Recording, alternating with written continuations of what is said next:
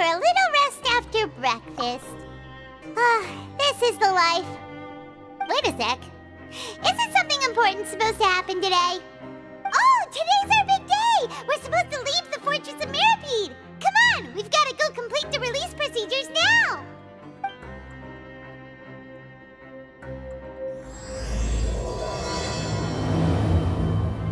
Please, sign here. This document will be effective immediately upon signing, and you two may exit the Fortress of Mirapede via the regular channels. It's been so long since we've been to the surface. Let's hurry up and...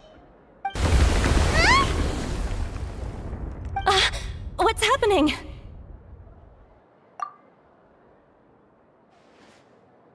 I'm fine, thanks. But I wonder what that tremor was just now. Let's go ask the Duke.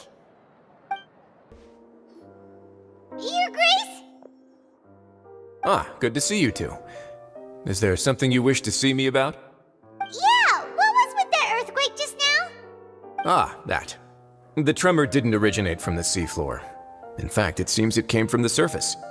Over the years of serving as the warden here, I've developed a sense for distinguishing between what occurs on the surface and what occurs underwater. Besides, the seal that Monsieur Neuvillette set in place won't fail so easily. So the fortress is okay? If you recall our last incident, if there really were a problem, there would be crowds of inmates in a panic right now. Huh, you've got a point. Okay, seems we need to get back up to the surface and ask about what happened. By the way, do you know what day it is today? I believe today is this month's pipe cleaning day. Wait, seriously? Ah, yes. Have you completed your release papers? Yep. It's you two. Are you leaving now? That's right! Today is our last day in prison. But now that Paimon says that, it doesn't feel like we were confined here. It's actually been pretty nice. Oh yeah, Paimon feels fond of this place now. Then be sure to come back and visit. I'll miss you. If you've signed the release papers, then you're free to go. The guards will escort you out. You're not going to see us off? I knew you'd ask. All right, sure. Let's go. Well, you actually agreed. No worries, you must be busy. Paimon was just joking. Ah, so you do have a polite side, I see. After being down here for so long, I imagine you must feel like you're lacking companionship. Shall I come along too? Yeah, don't worry, we'll come back to see you. Paimon really likes the cafeteria here. The chefs sure do know how to make good grub. I hope you won't be here as convicts the next time I see you. We'll do our best to stay out of trouble. Well, it seems our work in the Fortress of Mirapede is finished. That's the end of another chapter in our journey. And since Neuvillette was the one who asked us to come here, we should probably go report to him now. Next up, the Palais Mermonia. You're going to see Monsieur Neuvillette? Please pass on our kind regards. I'm sure just your regards will do, no?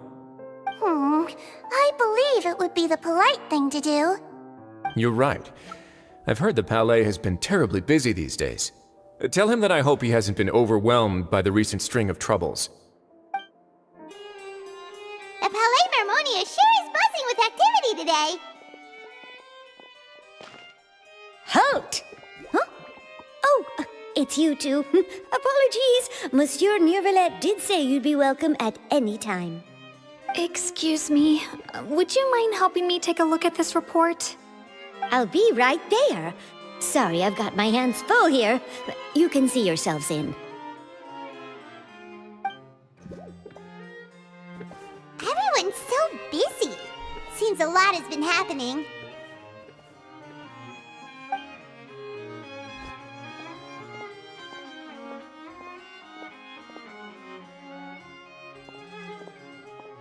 Neuvillette!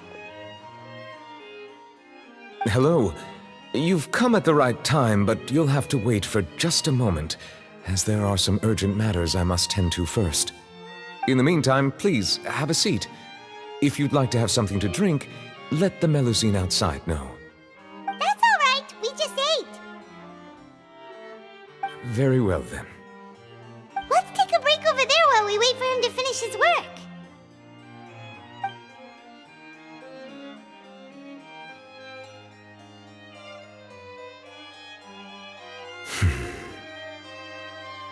All right. That should wrap things up for now. Are you done with your work? Yes, sorry to keep you waiting. Today should be the day you were released from the Fortress of Meripede, and it appears that you've managed to complete all the release paperwork. That's right, and we came here to see you right away.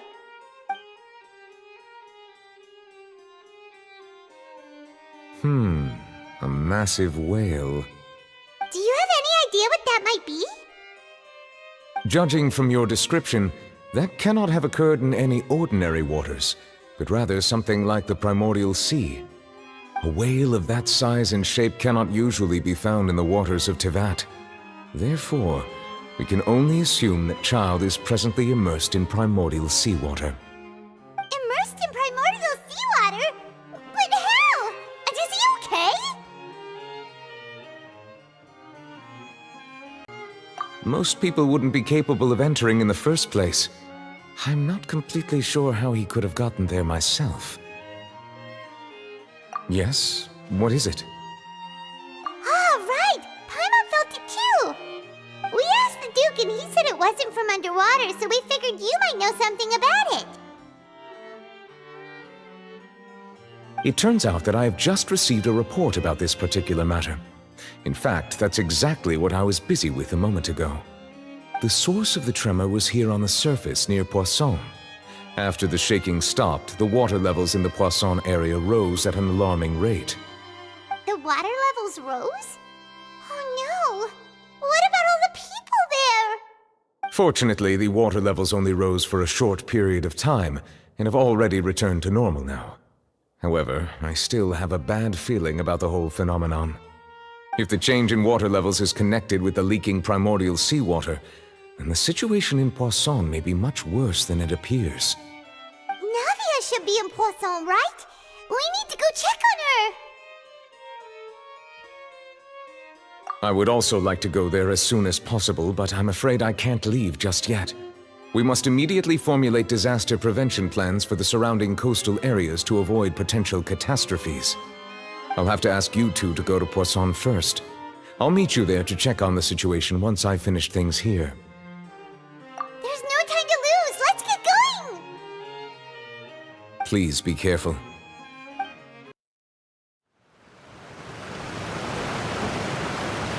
Oh no! What happened here?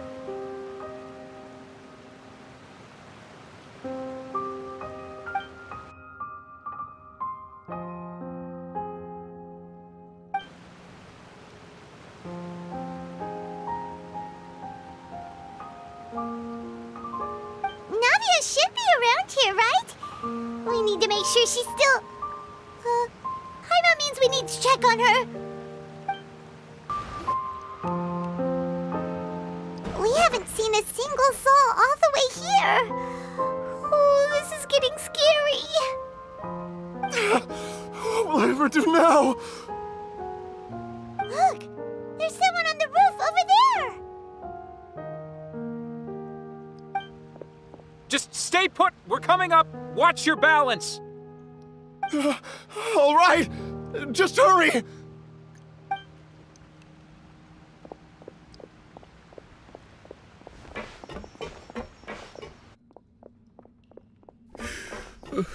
I'm not young anymore. How will I survive on my own? My Desiree! Oh, he looks pretty sad. My leg! My leg! How could this have happened? It hurts! Just hang in there. Help is on the way. You can hold my hand if it makes you feel better.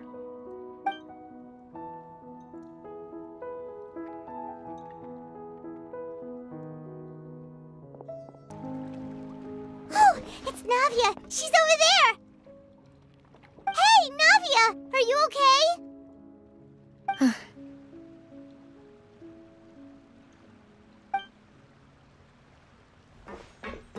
You're here.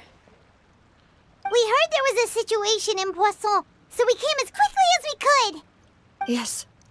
As you can see, the water level suddenly rose. It caused quite the disturbance, in fact.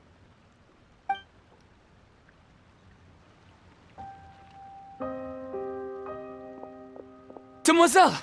There was a wounded resident next to a building southeast of here. We've already transported him to safety, but we've run out of medical supplies. He's wounded? How badly? He fell, so it's probably a broken leg. He's pretty shaken up. When the water level rose, he desperately climbed up to the roof. Once the water receded and he saw the ground, he became terrified and eventually... He jumped down then. Find the leader of Squad 1 and tell him to take the wounded resident to see a doctor. He should know where to go. Understood. I'll take over his search and rescue mission in the meantime. All right. You'll be in charge. I'm sorry. Where were we?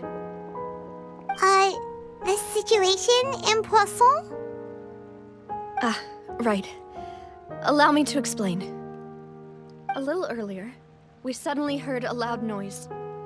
At first, everyone thought that something might have exploded in the waterways. But before we knew it, water started pouring out from everywhere.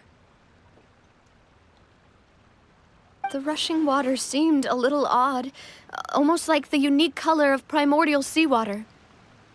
Some people didn't realize the danger and thought it was just ordinary water, leaking from somewhere. Everyone on the street who happened to be close to the water didn't have a chance to escape. As the water levels rose, they suddenly disappeared. They were all dissolved. Those who realized what was happening started to flee in a panic, desperately trying to get to higher ground. Many were injured in the stampede, and some people fell from significant heights. The Spina di Rosula initiated rescue operations as quickly as possible, but there have been a lot of casualties. Fortunately, the water began to recede after some time, and the chaos came to an end. The water that flooded the area contained primordial seawater, so the lower levels of Poisson are still hazardous. To ensure everyone's safety, I've asked the people there to leave as soon as possible. No one knows if this could happen again. All we can do for now is try our best to help evacuate the residents. We still haven't completed the head count, but we'll have some numbers soon. How awful. And all of this just came out of nowhere. It was quite frightening indeed. I only wish that everything that just happened was a bad dream. Is there any way we can help, Navia? Thank you for being so willing to help in a moment of crisis like this. You don't know how much it means to me. I really can't express how grateful I am.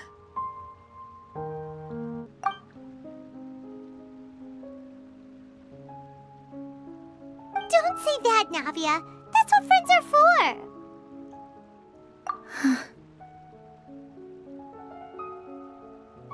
Demoiselle! We've got a situation here! I'll be right there. Sorry, I need to go for now. And off she goes. Seems it might be a while before she can take a break.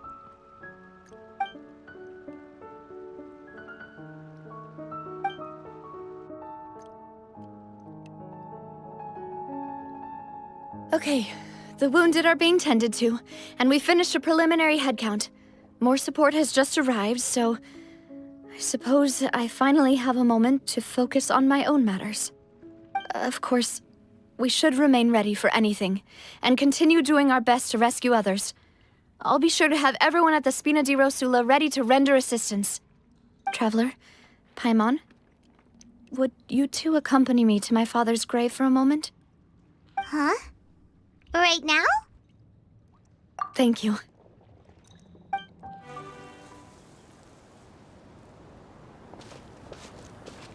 Not a lot of people here, huh?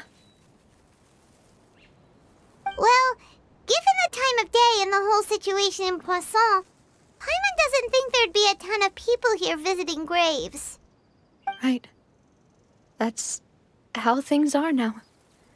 The living are so exhausted that they've no strength to spare any words for the dead. Navia?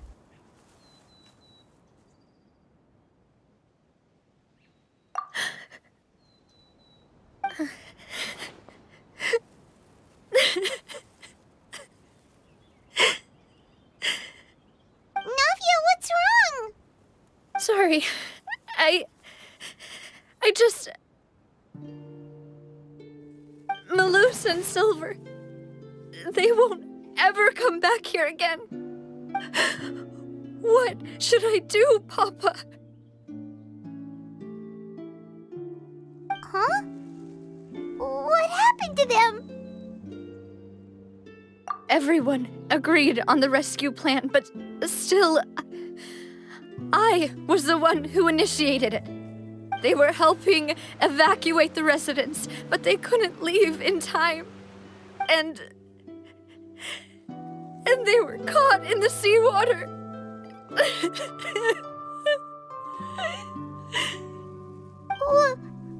What should we do? I've known them for so long. And I know they weren't afraid. But I could at least hold a funeral for my father. And I know where he rests. But as for Malus and Silver, they're just... gone. I just can't...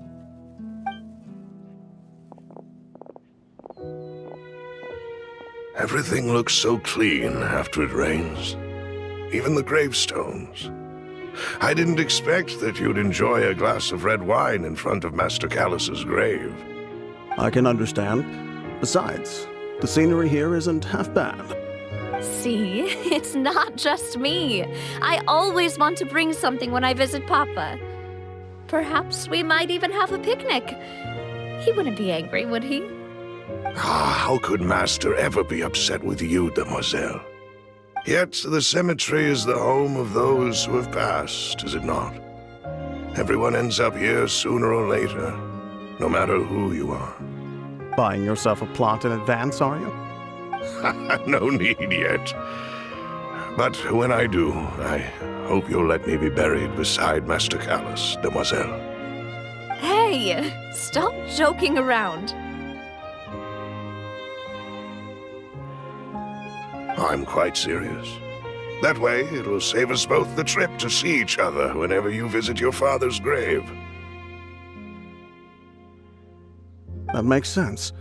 In that case, could I be buried on his other side?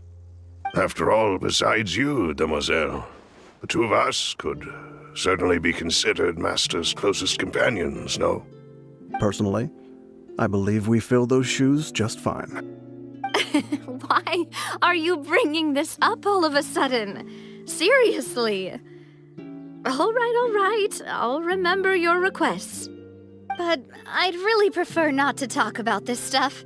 And what do you mean by saving me a trip? I'd make the journey even if I had to visit you two somewhere else. I'd promised to let them rest in peace here. But here I am breaking that promise. I'm sorry for letting you see me in a mess like this. I don't usually cry, really. Paimon doesn't know how to help you feel better. But, well, she understands how you feel. I had always thought I could make my wishes come true.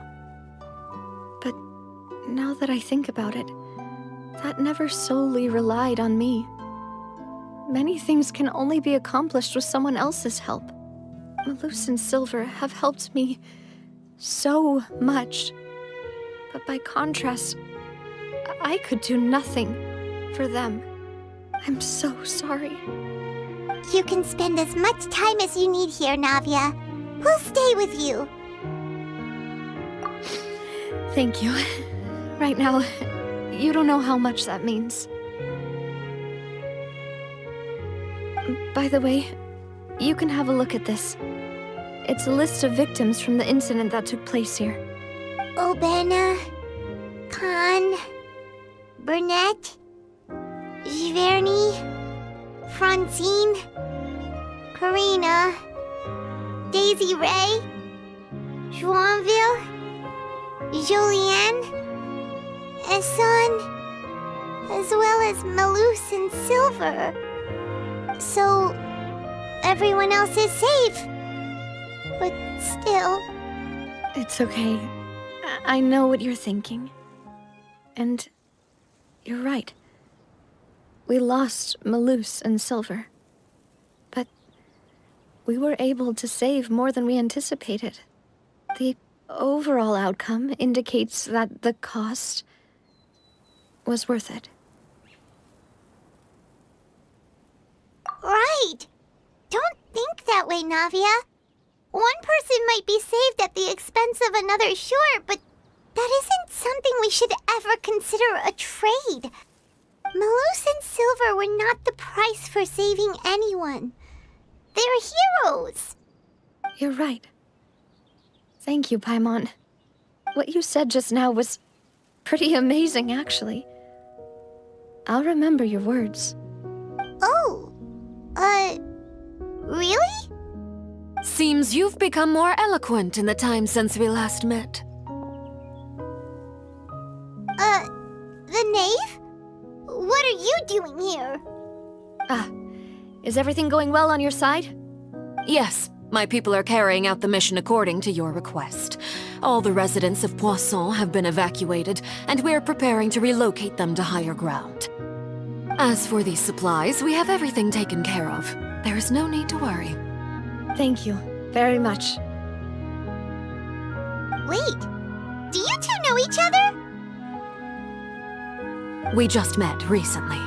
Right, Miss Navia? Usually, I would call this a coincidental encounter. But that doesn't quite fit this time.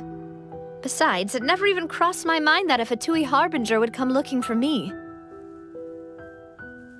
Thanks to the Knave, Spina di Rosula received generous support from the Fatui, which allowed us to complete the rescue and evacuation work so quickly. Mutual aid is essential to fostering positive developments. We were already in the area, in any case, so it was nothing. That said, I must say that you're a lot sharper than you let on. I'm sure you understand what I mean. I apologize for all the ways in which I tested you previously. We've never worked with a Fatui before, and it's extremely important for us to know who we're working with. My subordinates have reported that Fatui soldiers have been observing water levels and taking head counts in various locations. I hear that they've also prepared a large amount of emergency supplies. I'm quite surprised. This is nothing to brag about, nor do I intend to. It is simply the way of powerful organizations to act forcefully, whether they are doing good or ill. You've witnessed that firsthand, in any case. As I've told this traveler before, I know of the prophecy, and I intend to prevent the impending disaster. Lending your organization a hand was a natural first step in accomplishing that. As such, do not be troubled by this token of our sincerity. Perhaps one day, you'll also be able to help me in the same way. Without your help, there would have been many more casualties. I won't forget your kindness. Furthermore, I sincerely regret what happened to Malus and Silver. I only wish that my people could have arrived a little earlier to prevent this from happening. Don't say that. You and your subordinates did everything you could. As Paimon said, Malus and Silver didn't choose to sacrifice themselves for any specific person. And they weren't the price paid for others' salvation. They chose to become heroes themselves.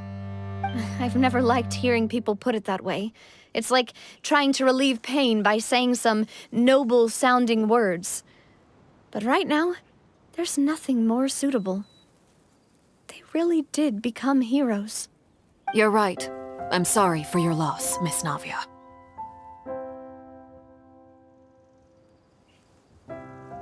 Water is life to Fontaine's people, and it also spells disaster. It's no wonder that people always say that prophecies represent fate.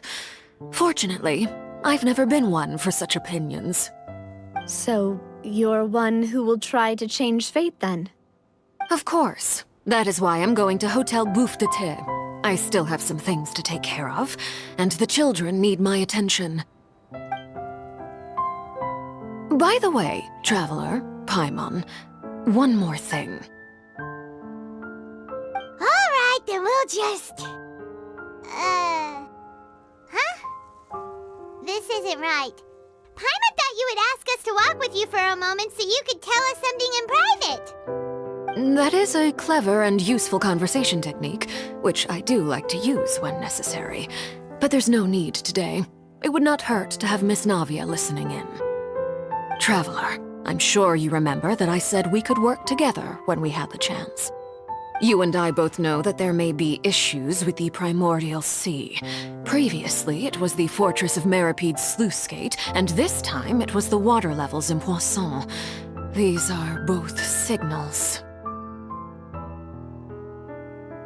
Indeed. Allow me to share the latest intel I've received from the House of the Hearth's intelligence network with you. During some recent investigations, a child claimed to have discovered some ruins near Poisson. The ruins date back to ancient times, and seem to be worth investigating in many ways. Judging by the dating of the ruins, they may be related to the prophecy and the coming crisis. The situation is becoming more urgent, so any pertinent information will prove extremely precious. My people initially came to prepare for ruin exploration. Unexpectedly, this disaster struck, and at present, we're all busy prioritizing the rescue effort.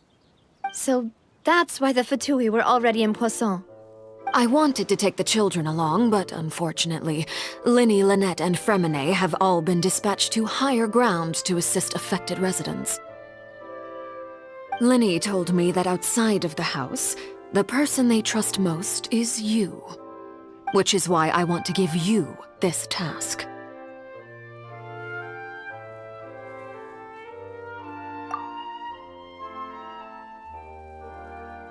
The House of the Hearth's members see each other as family, but Linny, Lynette, and Fremine said that they also see you as such, even though you are not from the house. I'm sure you already understand how earnest they consider their friendship with you to be. Oh, that somehow makes Paimon feel kinda happy. The intel I just shared about the ruins could fetch a high price.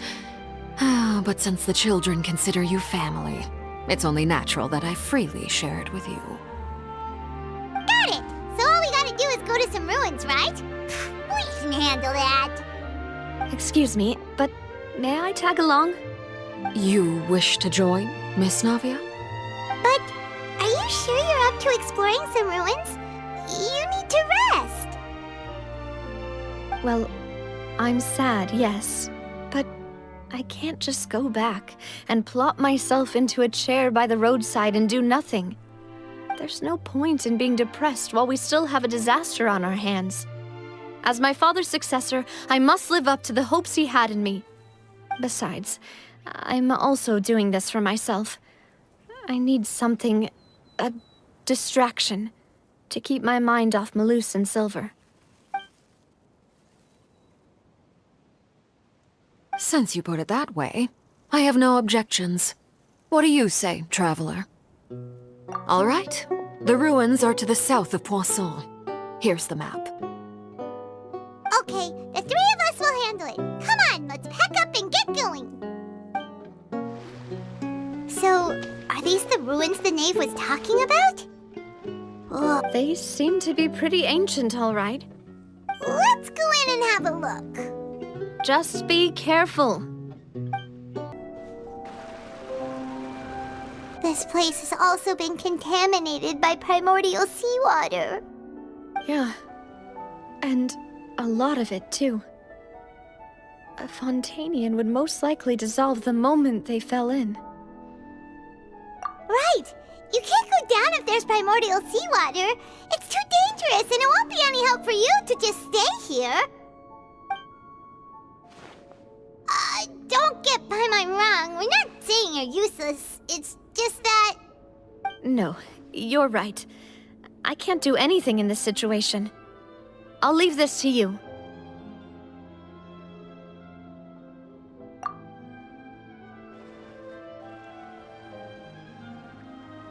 That complicates things. Maybe the only way left is forward. In that case, do you want to wait for us here? The water levels here are unstable, and there's a chance the water will rise. So staying here wouldn't be safe either. I'll go together with you. Perhaps we'll find the exit just up ahead. All right. Come with us for now then, but please be careful. There's something wrong with this bridge! Run for it!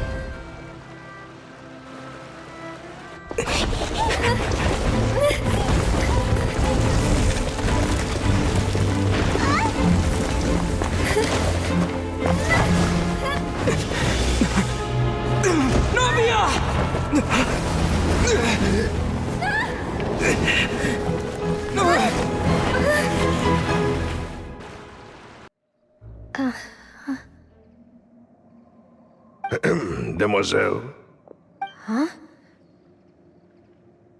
Demoiselle, what are you doing here by yourself? Would you be standing here till dark if I hadn't come to get you? Maybe she just wants some time to herself, Malus. Oh, was I sleeping? Yes, it would appear so. I must be tired. That's quite possible. However, you were the one that suggested we go out for a walk. Oh, right. I nearly forgot. It must have slipped my mind when I dozed off. I haven't had a nap today yet. Have I? This is a familiar feeling, yet something's a little strange. Is something the matter, Demoiselle? Oh, no. No, I'm fine. I was just trying to recall why we came out for a walk. Do you remember Mr. Giverny? He'd requested our help before with foreign merchants who had a debt dispute with him, and we'd resolved the matter not long ago. We were headed to see how things were going with him at the moment. Ah, right. Yes. I remember now. Oh, Miss Navia. Ah, Mr. Malus, and Mr. Silver, too. It's good to see all of you. How have you been? I've been great. Thanks to your help, those bothersome merchants finally realized that I wasn't the one they were looking for. Why, I wasn't even the guarantor for that person. They were knocking at my door day and night. Even my neighbor, Obina, was getting fed up with them. Sometimes force is required to calm someone down and get them to listen to what you have to say. That's right. Oh, by the way, Burnett, what was it that you wanted to give to Miss Navia again? Oh, yes. One moment, I have it right here. Miss Navia, these are some flower seeds that I prepared. Please take them. They're a very good variety, and they'll become very big and beautiful once they bloom. I don't know what we would have done without your help, so this is a little token of our appreciation. I hope you won't refuse. Ah, Did you cultivate them yourself? Thank you so much. I'll certainly take them. Maloose, we do still have some empty flower pots at home, right? Why, we can have as many pots as you'd like, demoiselle. Perfect. In that case, we'll swap out some of the decorative plants for some of Mrs. Burnett's flowers. Very well. Wait. Something seems to be off here. Excuse me, madam. If I'm not mistaken, your name is Burnett, correct? That's right. Is something wrong? No, it's nothing. This is the first time we've ever met, but your name seemed familiar to me. I must have heard it when I was discussing things with your husband previously. I've heard this name before. Sometime recently, I'm sure of it. And why are there so few people around here? Where did everyone go? We must mind the time, demoiselle. We still have important things to attend to today. Huh? We do? Like what? Well, now, did you forget? Miss Navia, here you are! I've been looking for you. Please, come to the Opera House. Your trial is about to begin. My trial? Wait, why would I need to go to the Opera House? Yes, she's right, demoiselle. It's just about time now, so we should get going. Oh? All right then. Look, it's Navia! She's here! And her two attendants are with her! Goodness, everyone's finally here.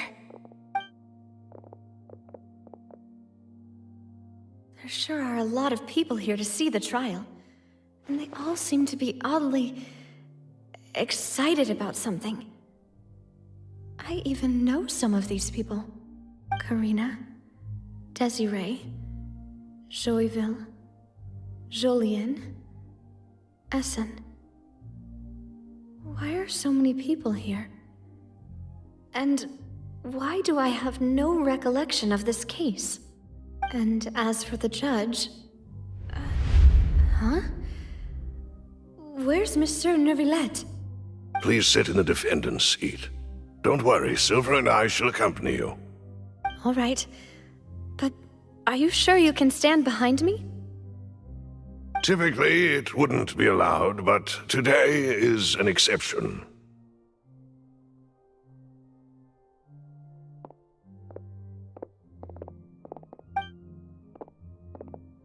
Hey, what kind of place do they think this is? Come on, do they have any idea what they're doing? Seriously.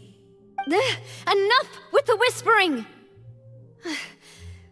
Could someone please tell me where Monsieur Neuvillette is? And why I'm standing trial? My dear Miss Navia, have you not yet realized what you've done? In that case, allow me to explain. As all here know, you are Master Callus's successor, the head of the Spina di Rosula, someone held in high regard by every soul in Poisson. After you took over the Spina, you treated all of us just like the late Master Callus had. If anyone in need reached out to you for help, you responded. Not only you, but your butler, your subordinates, nearly everyone in the Spina di Rosula fought for the well-being of those in Poisson. Wait a moment. Aren't you just proving that I'm a good person? Yes, correct. Absolutely right. And that is why you stand accused. You have helped so many people get through so many difficulties. You are one with us. We are inseparable. We are one big family, all of us who are from Poisson, inextricably linked. And with you being so important, we couldn't possibly do without you. Therefore, this fair and honorable court shall declare you guilty, and you shall stay here. You will be together with us forever. Huh? What are you saying? Everything you have said is correct. I have indeed done a lot for my hometown, and I would be willing to be with you all, but what is the purpose of having me stand here like this? What is there to discuss? Ah, well, if that's what you think, then I have no further comments. How wonderful, Miss Navia!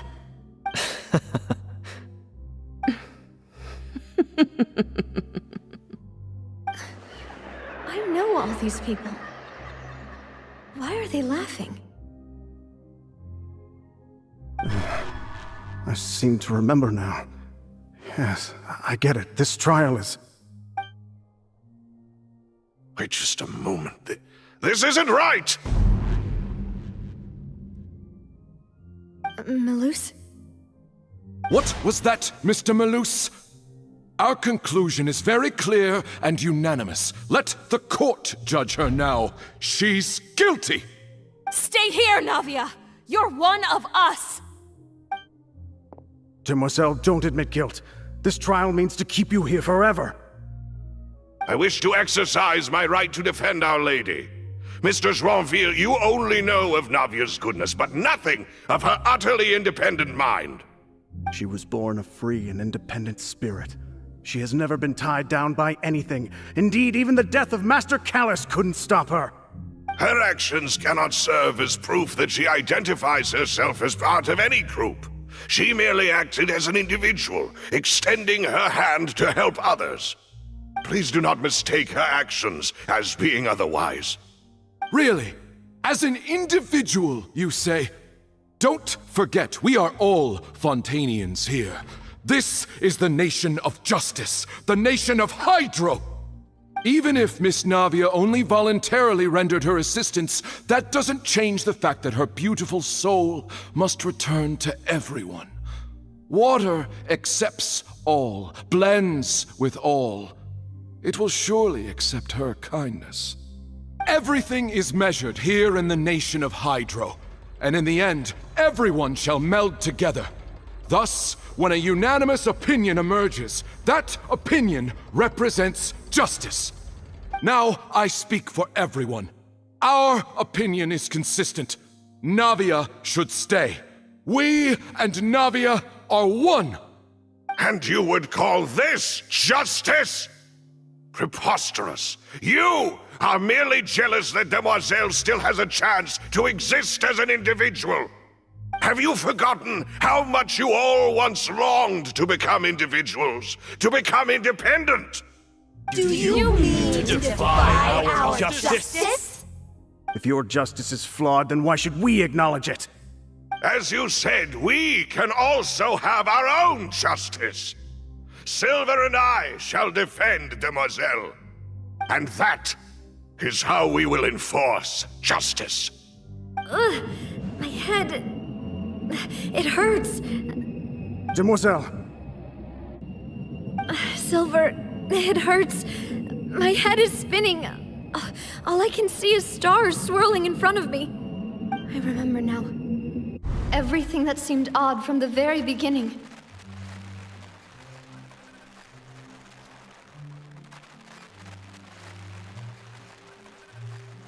Karina, Desiree, Joyville, Jolien, Essen, and Mr. Giverny and Mrs. Burnett, who we met earlier. Even Malus and Silver. I don't want to admit it, but they're all dead. Don't be afraid, and don't admit guilt. We will protect you to the very end. Absurd! Who are you to say that she cannot be judged?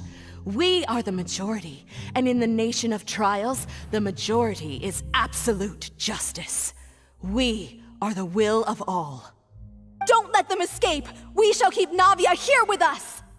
Mr. Malus and Mr. Silver, must you be so stubborn?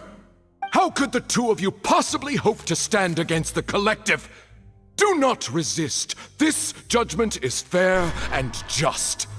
Navia belongs to us. After all that happened, she should not be left alone in Poisson. What are you saying? No more excuses! He says we're jealous. Jealous? How could she possibly be an independent individual? What's with these people? Who's jealous of her? She belongs to us! Miss Navia, she... Silence! That's...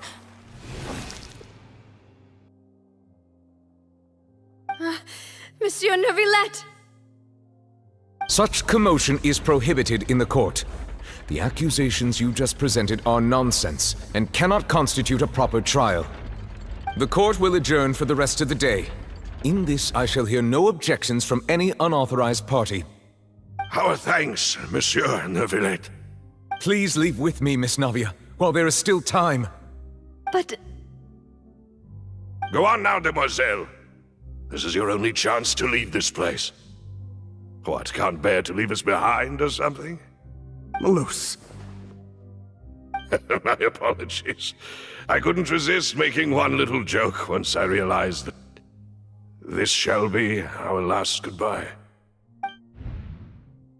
Malus... Silver...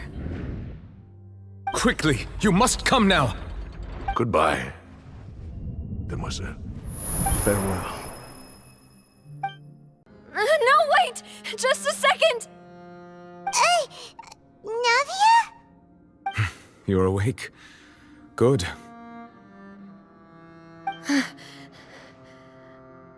I must have been dreaming. Malus and Silver were still alive, and they were defending me at some insane trial. It looks like you're all right. Did all the sad feelings cause you to have a nightmare? Paimon could give you a hug. The ruins you were exploring suffered a cave-in. When I arrived, I found you falling toward the water. You were just about to be dissolved within, but I...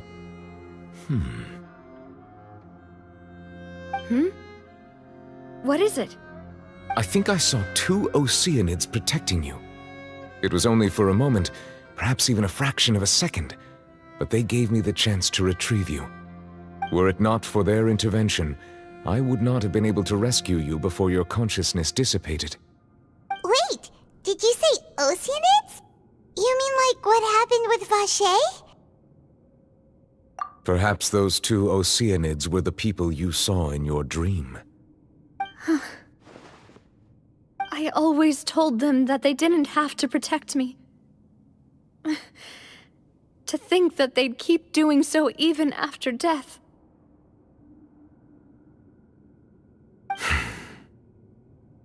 Please come with me.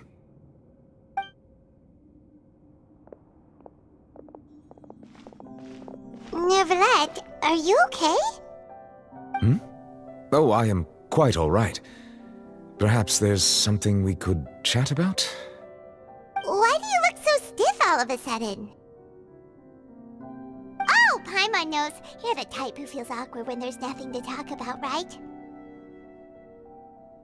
I merely thought that we should give Navia some time to herself. Huh? Why didn't you just say so then? Don't you think it's even more awkward to call us over like this and then have nothing to talk about? I suppose so. Ah, Sigewinne. I hope all is well with her these days. Her work in the fortress of Meropide has not been too much for her, has it? No way, don't worry. She's doing fine down there. She's an amazing head nurse. I see. Well, that is good. I have always worried that Sigewinne would need a lot of time to understand the world of humanity, just as I have. Oh, and the Duke also says hi. Even though Sigewinne made him do that. He hopes that you haven't been overwhelmed by all that's happened lately. Thank you. I have indeed been busy lately, and I also hope that everything is going well in the fortress of Meropide. He still doesn't know what to talk about. Let's chat about something else then. So, Neuvillette, you're probably quite the swimmer, huh? Yes, of course. This isn't going anywhere. Let's try something else. How did you find these ruins? Did the knave tell you? Yes, in fact. I had arranged to meet you in Poisson, but when I arrived, I discovered that the Fatui were helping the residents evacuate. They had even transported a large quantity of supplies to the area. Amid my astonishment, I ran into the knave, and we had a chat. She informed me that she had asked you to investigate the ancient ruins here. Yeah, we originally planned to meet up with you, but we thought you might still be busy with all those official documents. We didn't think exploring the ruins would take very long, and who would have thought you'd wrap things up so quickly?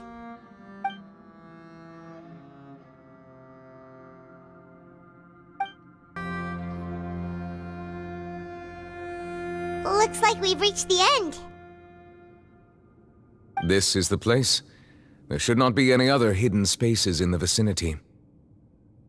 The path sure had some twists and turns, but it turns out that this place isn't actually that big.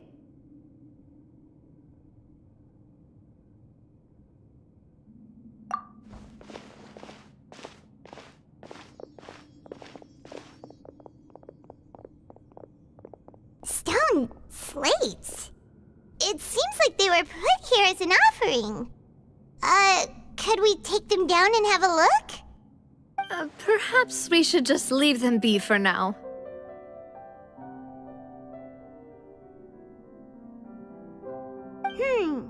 There are 4 locations in total, but only 3 stone slates. The slate that should be in the first empty spot is missing. The surrounding walls also show signs of damage. There's something written below. Let Paimon see. Reason dictates that this nation be destroyed. I shall record the history of its future here in its past. Say what? It feels like someone left these slates and these words here for a purpose. But does he mean that Fontaine should be destroyed? That would fit the circumstances dictated by the prophecy, yes. Indeed, the slate's contents correspond to it. Take the second slate, for example. There's a person kneeling here. She seems so dedicated. And there's a whole bunch of other people behind her doing the same. She's facing this... what is this? Some kind of island in the sky? And is that Lady Farina in the third image? Did the Hydro Archon fall into the water? And is that a ring of people around her? Paimon doesn't quite get it. Are they all in the water? The fourth image. I know this one. This exactly matches the content of the prophecy. The people will all be dissolved into the waters, and only the Hydro Archon will remain, weeping on her throne.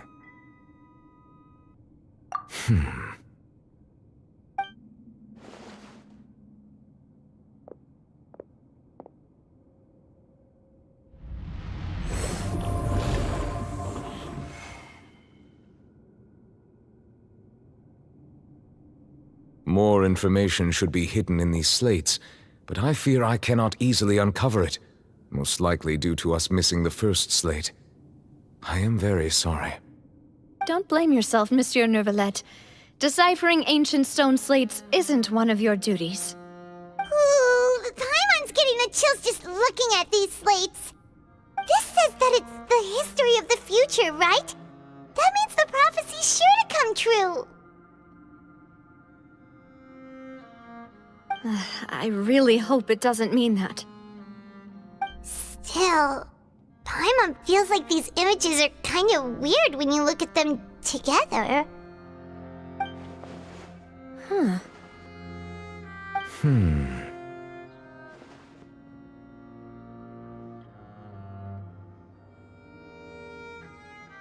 That's right! If the images are in chronological order, shouldn't the fourth, the waters drowning Fontaine, come before the third, where the Hydro Archon herself falls into the water? And yet the order is reversed here.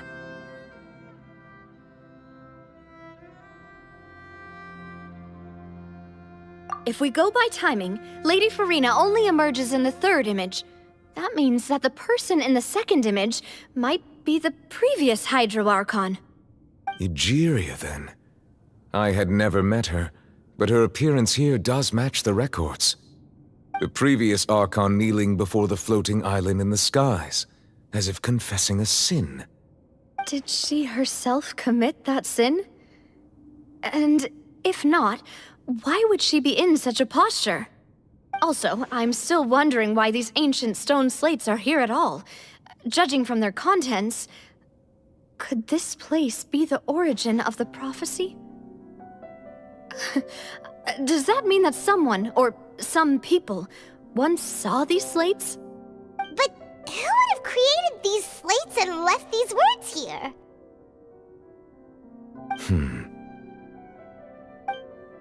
It seems that any further clues will have to come from Farina. In that case, there's no time to lose. There's nothing else to be gained here, so let's head back first. Yeah, we better get somewhere safe for now.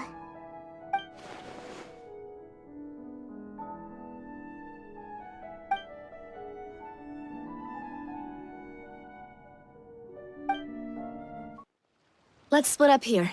I'm going to check on what's happening with the Spina. You know how it is. There's some things you just need to be there for yourself. You still have energy for that, Navia? Paimon's already beat.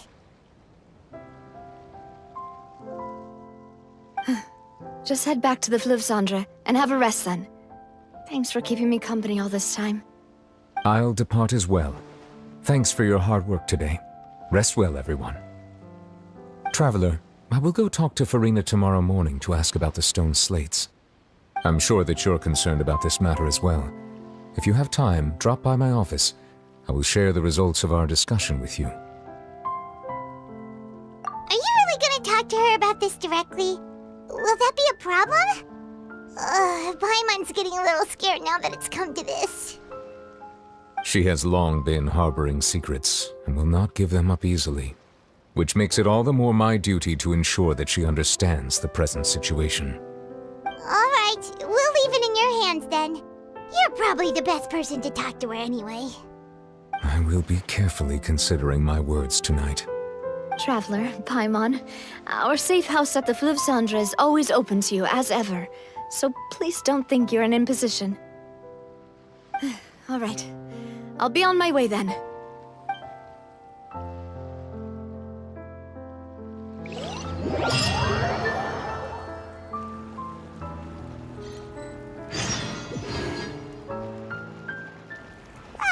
We're finally back!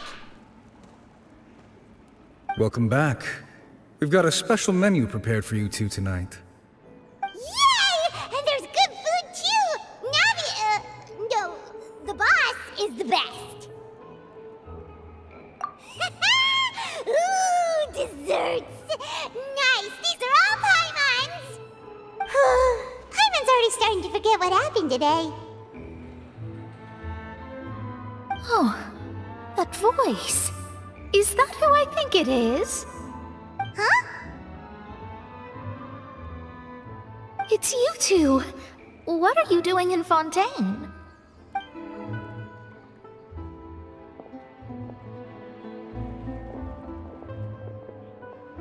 Mona?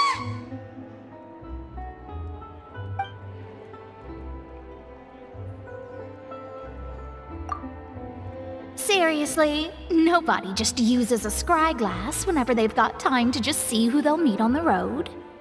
Still, we didn't expect to see you here. Wait, you're not a Fontanian, are you, Mona? Well, I have some business to attend to here, so I booked a hotel in the city. I was just out for a stroll when I bumped into you.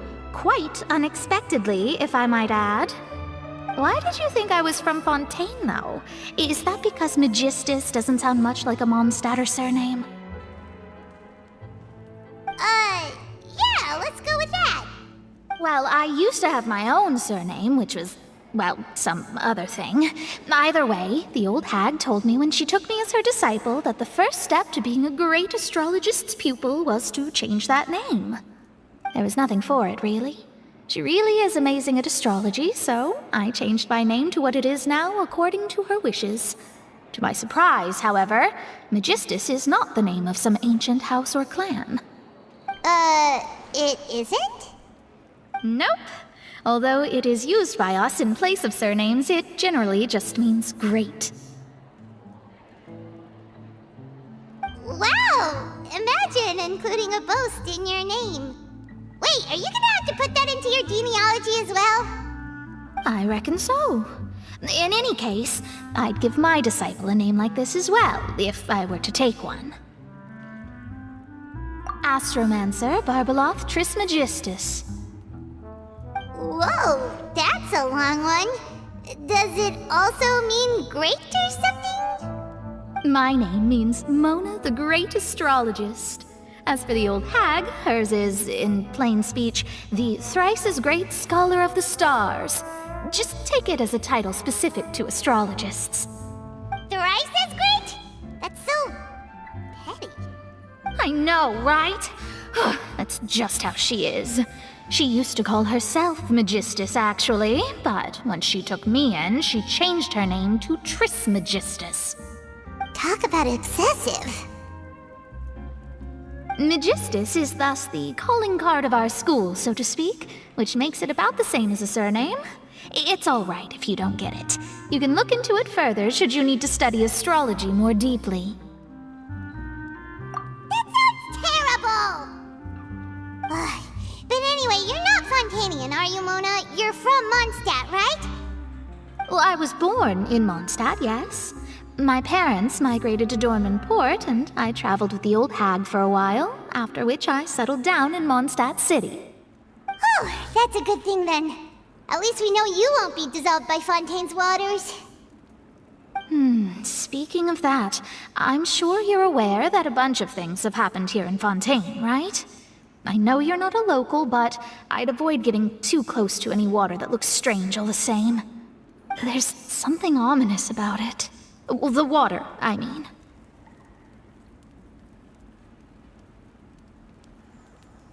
That was the main reason, yes.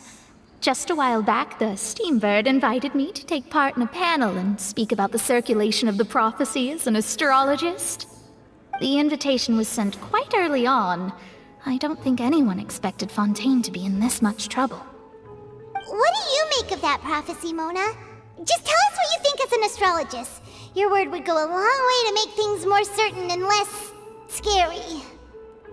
What I can tell you is that I'm an astrologist, and that this prophecy concerns the fate of Fontaine, even that of all Tevat. Ascertaining this is akin to reading the fortune of the whole world. I'm afraid that this is not something that just anyone can do. If I could do it, you would no longer call me an astrologist, but a visionary. But on the flip side, the prophecy is so huge and powerful that it must surely come from a powerful visionary. Its contents involve the fate of the world. Disregarding it would be a mistake.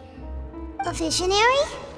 Sounds really powerful and all, but does such a person really exist? Of course. The old hag could do it, and I bet there are others amongst those Hexenzirkel colleagues of hers who could do something similar. Are you sure? All right, I'll help you. It isn't often that I see you with such a serious look on your face. I'll tell you once I hear back from her. Thanks, Mona. You're amazing as always. Oh, well, this is something only I can do after all. So yes, your praises are quite welcome. That's the greatest of astrologists for you! Of all the people we know, you know the star's the best! Indeed, indeed. That's the spirit. Oh, sorry. I came to see what all the commotion was about. If there's anything you need, do not hesitate to inform the Spina di Rosula. Oh, whoops.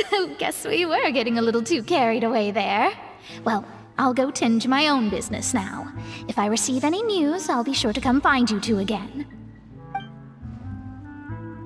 And there she goes, quick as rushing water.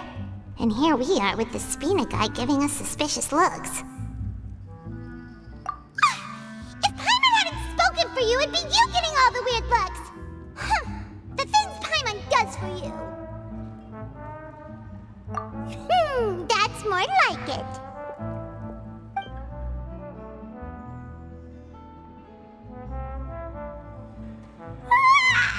Good morning. To be honest, Paimon's still feeling kind of sleepy. But it's time to get up, Traveler. We agreed to go see Neuvillette, so let's pack it up and get going. If you're lucky enough to make it in. You're here! Finally! Is something wrong? Monsieur Neuvillette and Lady Farina, they seem to have gotten into a dispute. Please go see for yourself.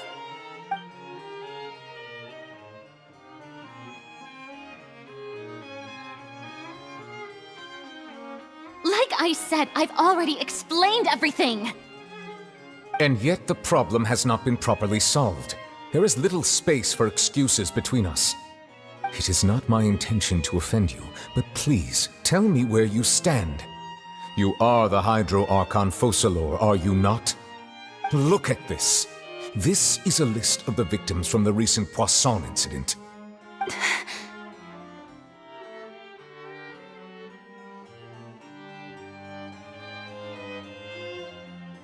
You mean... they're all... We did not arrive in time to avert this disaster, and I will not have it happen again. I will say this once more. You must tell me everything you know. Yesterday, I found 3 stone slates in some ancient ruins near Poisson. Do you know anything about those? Seriously? You're questioning me like this is a court case now. I don't know anything about that. But you found them in some ancient ruins, you say? That's correct, which is why I came to ask you some questions. There should have been 4 slates, but one of them was missing. The other 3 featured different images that seemed to correlate to the prophecy. The prophecy? The second of these slates depicts the previous Hydro Archon Egeria kneeling before a floating island in the sky, as if confessing something. Do you know nothing of this either? I don't. I've never seen such slates. I'll ask you again. Do you really have no information regarding the previous Archon? My deciphering of the slates indicates that the Hydro Archon Egeria once had to confess to, or apologize for, a certain sin. If anyone would know about it, it should be you. All gods don't have the same secrets, you know. She was herself and I'm me. Is it really so strange that I know nothing? I understand your concerns, but I'm sorry. I just don't have anything to tell you. Forgive me for saying this now, Lady Farina, but I have long known of your various secret investigations into certain matters.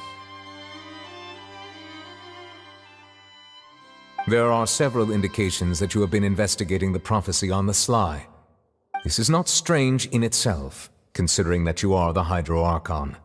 But it is strange that you should also claim to not know any of Egeria's secrets, as well as do nothing following your inquiries. You have never been as superficial as you have presented yourself to be, nor are you a fool.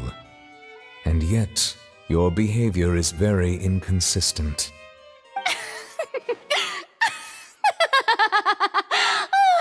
So you've been watching me all this time, have you? I didn't think you were that type. You... Well, since you know about my secret investigations, then you should know I'm actually working to take care of it. There's no point questioning or suspecting me. You're the Eudix, but you're still my subordinate. You should be following my lead. Just trust in me, you're Archon, and do as I say. Never mind whether you can truly convince yourself to or not. It'll all turn out fine. That's all I have to say.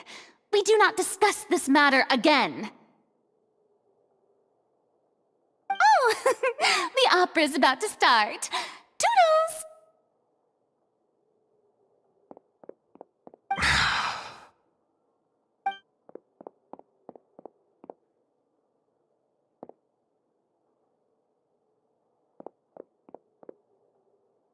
Did Farina not notice us standing by the door? Wonder what's up with her. She was smiling. Huh. She didn't seem in the mood to care if we were listening in or not. I assume you've been outside for a while now? Oh! You noticed! Seems Farina didn't even realize we were here. She was in a great panic, though I cannot discern the reason. Our discussion reached impasses time and again, a state of affairs that we cannot allow to continue. Still, I do not understand. Dialogue is the basis for understanding, so why did she keep refusing to engage?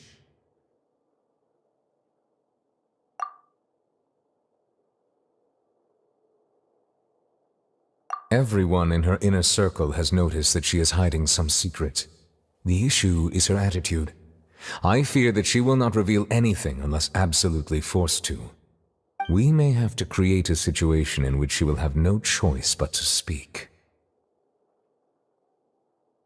Oh? Like what? Normally, people will only reveal the truth when standing trial. Perhaps we must have the Hydro Archon experience just such a scenario. But Farina's seen so many trials, and she's really good at dodging questions.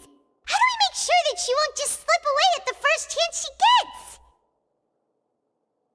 We will need to consider this thoroughly, join forces with various parties, and then do what we can. If at all possible, I would prefer to recuse myself from this affair, but we must prevent the prophecy from coming to pass. This may be cruel to her, but all Fontaine is in crisis. The information a god possesses is too precious, and so we must take a chance on this. But who will lend us their aid to do such a thing?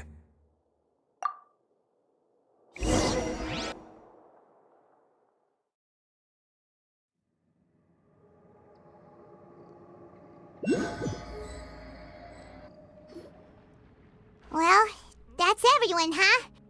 Speaking of which, it was pretty smart of you to think of hiding here. Poisson was just involved in a disaster, so it's presently devoid of people. That naturally makes it the best choice. And here you are drinking tea like it's the most natural thing in the world, huh? That's what families should do. Sit and enjoy a leisurely time together. It's nice to enjoy tea here, you know? Care for a cup? Lend me your ears, everyone. Or perhaps one of you might like to start us off. How about you, friend? Me? No, I don't think I can. Then, how about you, good sir? I fear that I will cause the mood on this boat to become as somber as it is in court. Well then, I guess we're lucky we've got a local like me to organize things.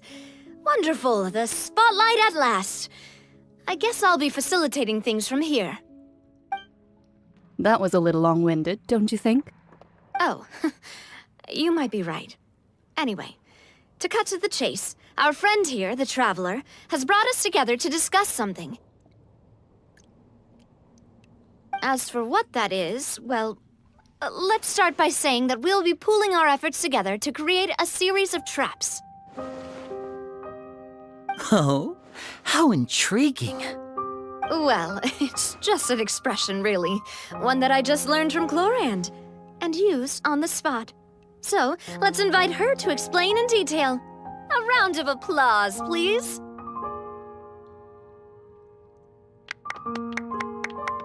Huh? Didn't you say that you would be facilitating this? Oh, come now. Your work doesn't involve much public speaking, right? This is a good chance to practice. You might even pick up some fancy oratory tricks to impress your boss with in the future. I see. And what does my boss say? He is glad that you consider him your boss. Do go on.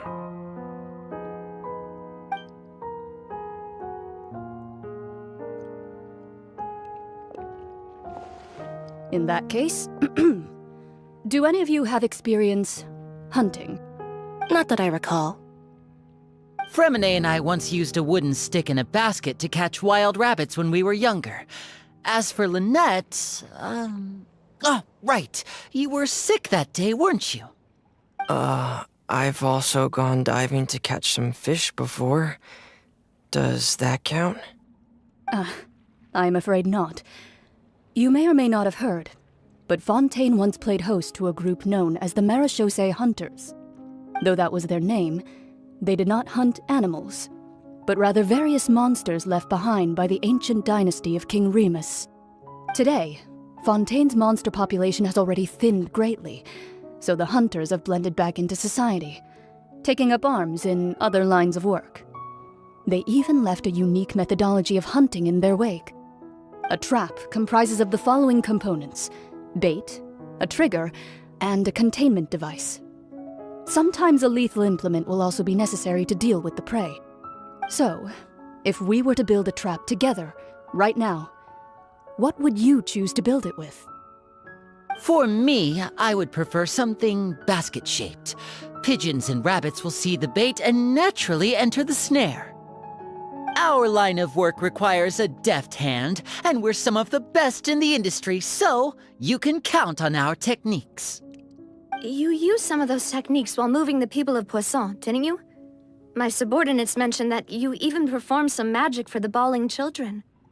Yes, and I even managed to gather some intelligence in the meantime. I'm quite the multitasker if I do say so myself. I'm afraid I can't claim that as my strong suit. I prefer more stable methods, like placing bait in the water and waiting for the fish to come within reach. That's the kind of method I would count on. Calm and steady. Exactly the kind of person who would catch loads of fish. And I can be their assistant. With discretion, I'm sure. I'd probably use some sort of mechanical animal. Papa once bought me some small clockwork squirrels, mice, and such. When placed in the forest, they can attract others of their kind. I remember that you liked those too, didn't you? I did. And that would be a good way to go about it. If they're realistic enough, animals of the same kind will follow them all the way to the trap. What about you, Monsieur Neuvillette? I fear I do not have any related experience. That makes sense. You usually solve problems directly, without the use of any such tricks. But I do have one more question for you, Monsieur. If we were to create a trap now, how would you design it? I would like for it to be effective, but bring no harm to the prey. A more gentle trap would be ideal. Kind, as always. However, our intention doesn't necessarily change the containment device and the type of implement we need. If we wanted to kill the prey in one strike, we would need a powerful implement. However, that also goes for prey that must be captured and safely contained. Wait, why's that? Only a hunter who's a true expert at subduing their prey can snare it without harming it. The line that divides life and death is often exceedingly thin. So are we going hunting together? We hadn't thought of seeing ourselves as hunters. It kinda works, but maybe it's still not the best metaphor. If our means of capturing and dealing with our prey is to put them on trial, then the hunting metaphor is actually quite accurate. But we shall require much more courage than any hunter to judge a god, a being whose seat is an exalted throne. Oh, so that's what's going on. Sounds very interesting.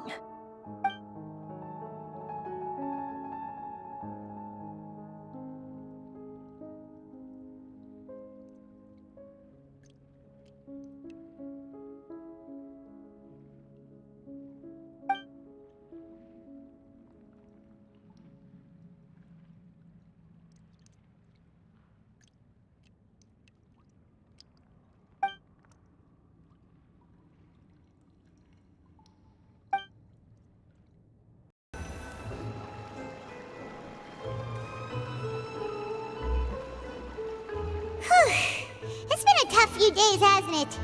So much has been happening. I'm think the meetings would go on for so long, but everyone seemed pretty fired up, huh? Paimon thought they'd be at least a little frightened. Well, Fremine was, now that Paimon thinks about it, but everyone else just looked a little surprised. Well... It's hard to say. Paimon doesn't have any experience with this sort of thing. But with you around, Paimon sure will do great. After all, you're the most reliable person in the world, aren't you? Huh? Did you just pour some tea? Paimon didn't notice you doing that at all. Then what's that? Paimon's never seen that cup before. Don't be frightened. I'm just joining you two for tea. I merely refrained from saying anything till now. Who's that voice? But there's no one here. Ah, have you forgotten me already? Wait, you are familiar. You're the voice we heard from the sky in Sumeru. The voice from the sky, I fear that description is wrong. Though, not completely wrong. You're feeling lost now, just as you were feeling previously. I sensed that confusion and thus came to you. Guiding people is an irresistible hobby of mine, after all. Consider me a passerby, just accepting a commission from my friend's disciple on a whim.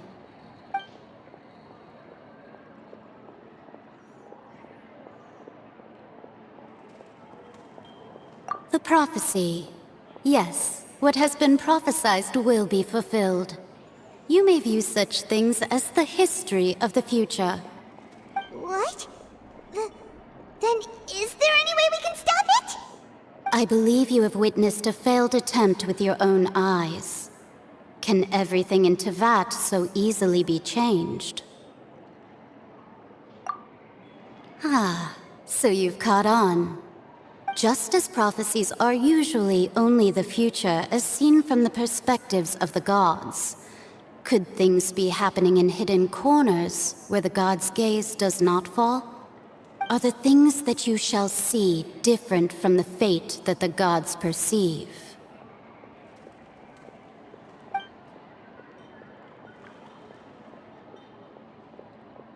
What is she talking about? It all sounds really impressive and important and stuff, but it also sounds kind of scary.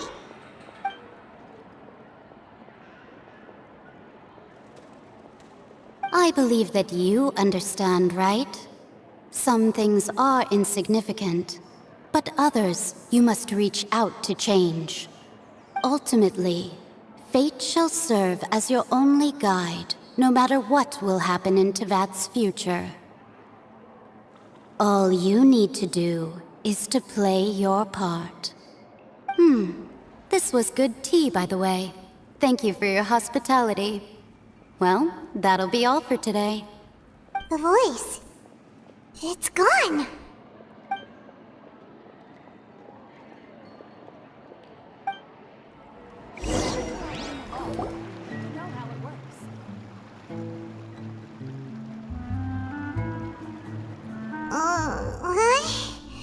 I want to hear someone talking. All right, coming. Hey, it's you who's getting lazy, okay? Well, I see I've walked in on some lively banter. Luna! Fine, just fine. I went to take part in that Steambird panel. It turned out to be more interesting than I expected. Not all Fontainians are pessimistic about this. One journalist mentioned that sitting around and waiting for the end to come would be wrong, and that they should make their own rescue preparations. I agreed, so we had a brief chat with her. Did she have pink hair by any chance? Why, yes! It was Charlotte. You remember her, right? That daredevil journalist? I'm in full support of her view. Prophecies are very important, but how can people allow their lives to be commandeered by just a few words? That's right! Paimon Paimon's glad to hear something sensible for once. Ah, yes. About what we had discussed before. I did try, but I'm afraid I couldn't reach the old hag. I'll try again tonight, but I wouldn't get your hopes up. Huh?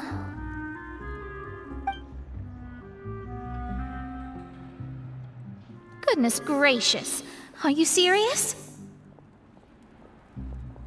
She said that even the god's gaze has blind spots. Pretty bold if you ask Paimon.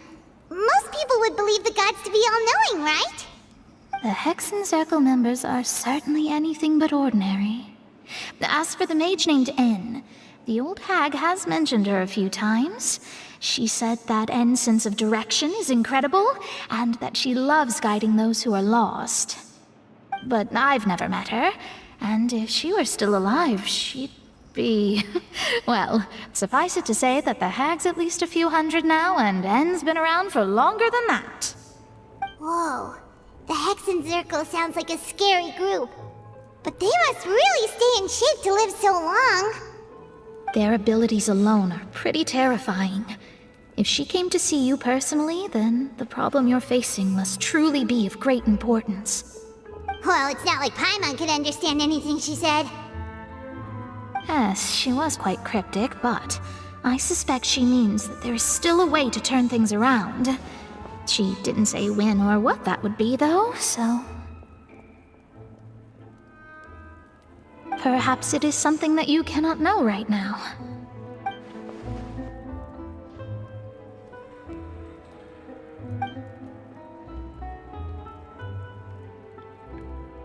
Traveler, Paimon, are you two all right? Oh, we're fine. We're just a little down right now. It kind of feels like the end is coming, you know? I see. I feel that same sense of desperation, too. I guess you could consider me someone who has often witnessed fate. So far as I have seen, it cannot be swayed. But even so, I still hope for, and believe in, miracles. Astrology is eternal and rational, but fate may not be. It is cruel, but it can also be beautiful. Perhaps that's what En was trying to tell you.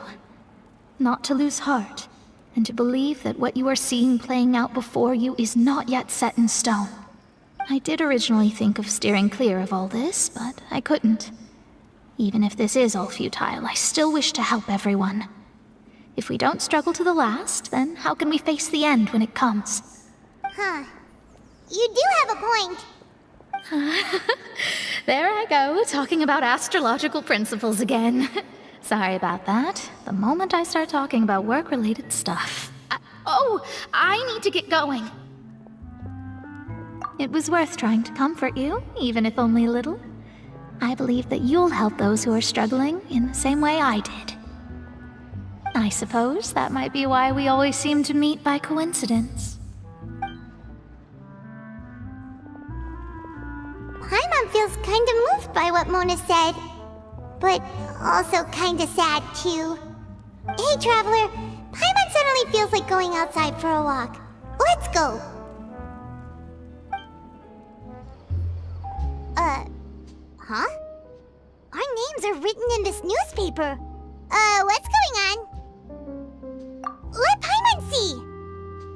The underwater stronghold, the Fortress of Meripede, has continued in its noble autonomy, but that does not mean that others cannot interact with it. My recent attempts to enter the fortress bore little fruit. Huh. Guess Charlotte still hasn't given up on that. Thus, did an Outlander friend become the focus of this report, a blonde adventurer with their white fairy legends trailing in their wake. It is said that this mysterious traveler once visited the underwater fortress. So while the fortress's interior remains a mystery behind closed doors, do not fear, for the tales of the traveler contain surprises in spades. Journalist Charlotte's biggest scoop yet, the Traveler's Trail, World Walker. Huh. Charlotte took so many awesome photos of us and we never even noticed her! She hasn't been able to get a hold of anything at the fortress, so since we're easier to find, she's using us as the subject matter instead? Ugh, seriously? Well, fine. Those headlines and photos do look cool, so Paimon will forgive her this time.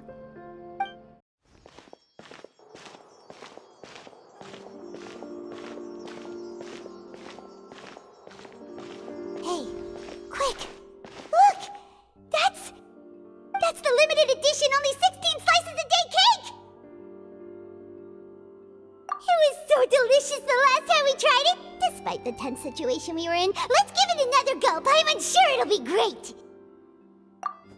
1 slice of cake, please. Someone showed up after all! Oh, wait, you're the one from the Palais Mermonia. Oh, are you here to buy cake too?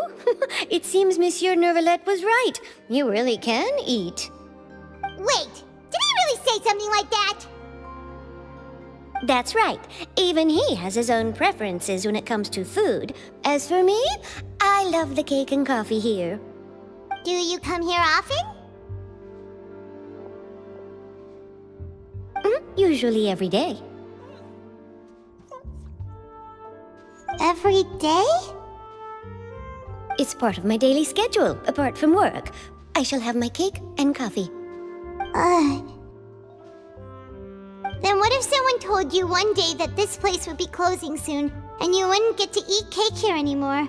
What would you think? But why would it close?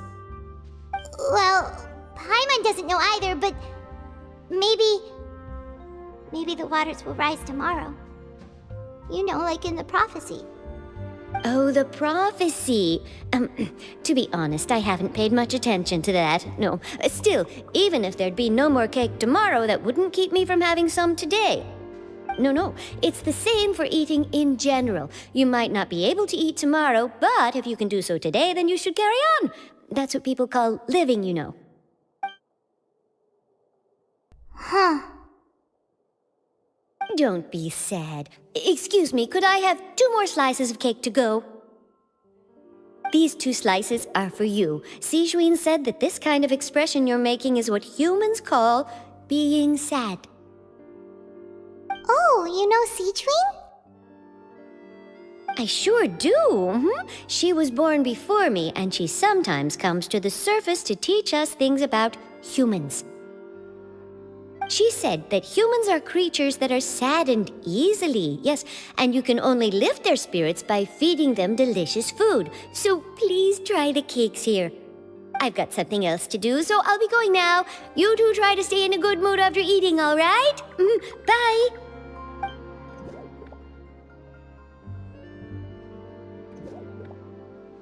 And there she goes. All right, let's dig in. I'm unsure this cake will be delicious.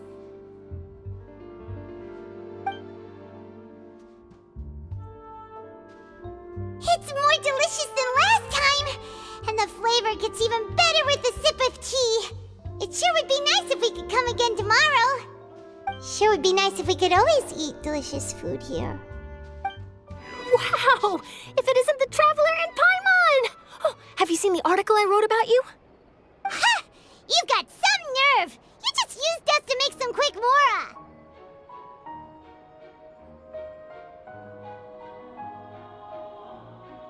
Oh, you needn't worry about that. I heard that you were in Poisson some time back, so I sent you a letter to discuss just that. It appears you didn't receive it, though. It's all right, though. I've set aside the amount intended for you. I've even set the table with some food. Really? Oh, you're the best! You're almost a little too easy to win over, Paimon. If I were a journalist with ulterior motives, you'd be in trouble now, you know. Oh, Paimon knows you're not like that. Still, what brings you here all of a sudden? Were you looking for me? When Mona mentioned you, we thought of coming to see you at work. I see. It seems you've already bumped into Mona here in Fontaine. So she mentioned me? What did she say? She said that you're a real daredevil of a journalist. Nice. In which case, can this daredevil journalist dare to request an exclusive interview with the legendary Traveler and Paimon? Huh? So your article in the paper today doesn't count? Oh, of course it doesn't. That was more like live photography. What I'd like to do is dive deeper and ask you to talk about the things you've seen and experienced. Yeah, are we even qualified enough? Why not? If I say you're worth an interview, then you're worth it. But not right now, of course. I'll need a few days to prepare. Oh, in that case, we'll just chat when you have the time then? Oh, so that's a yes? Ooh, splendid! I'll tell the editor-in-chief immediately. I'll have to apply for lighting, a venue, some props, and... Whew, so much to get done now. Talk to you later. Wait, Charlotte, Paimon's still got a question for you. And what's that? If, just for example, Fontaine were to be flooded tomorrow, what would you do today? Huh, that's the prophecy you're talking about, isn't it? I mean, I do hear about it often, but I've never once thought that the day could be tomorrow. If you're seriously asking, then I might try and think of a way to leave Fontaine. Oh, but I'm still a journalist first and foremost. That means I have a duty to be reporting from the scene. And secondly, I wouldn't forsake my homeland that easily. From what I've seen, most people don't know what they'd do should the worst come to pass. In truth, it might be better just to behave like normal rather than worry over such an end. So in all likelihood, I'd probably still be prepping at the office for that interview of ours. I know what you're thinking. That sounds a bit sad, but I've always believed that it's best to do what you enjoy. Just think about it. If this nation really were to be suddenly destroyed tomorrow, but I still successfully finish an exclusive interview with a truly unique person, then the story I would wind up writing would truly be timeless. And then do you know what I'd do? Well, I'd write that story, send it for printing, and use messenger pigeons to get copies out to the various nations as soon as possible. I'm not a dreamer, nor am I a workaholic, but I do love my job, and I'd be proud of leaving such an article behind. I guess you could say that I was born to be a journalist. But anyway, that's my answer. And on that note, I'll get back to my preparations. That's so nice. All of a sudden, Paimon actually kinda envies her. Anyway, let's go and take a look at the sea, shall we?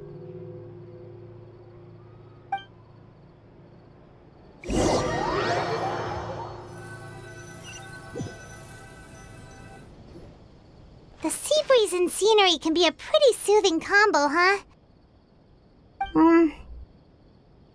Paimon's been thinking. If it wasn't Fontaine, but all of Tevat that would be destroyed tomorrow, where would we go and what would we do? No, Paimon should ask, if you could choose, what would you like to do?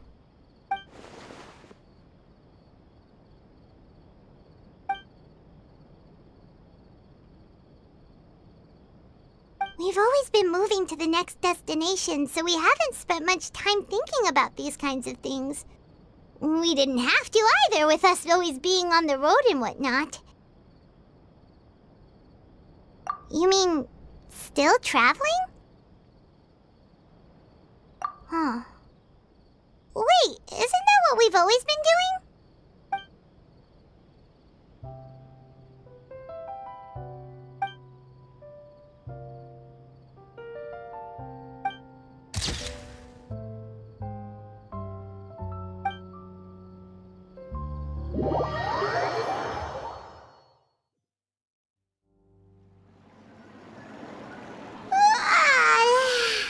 Feels like you'll grow mold if you stay here long enough.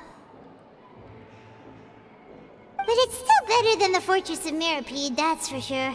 It's not only damp there, but salty too. Ah, so the two of you are still here.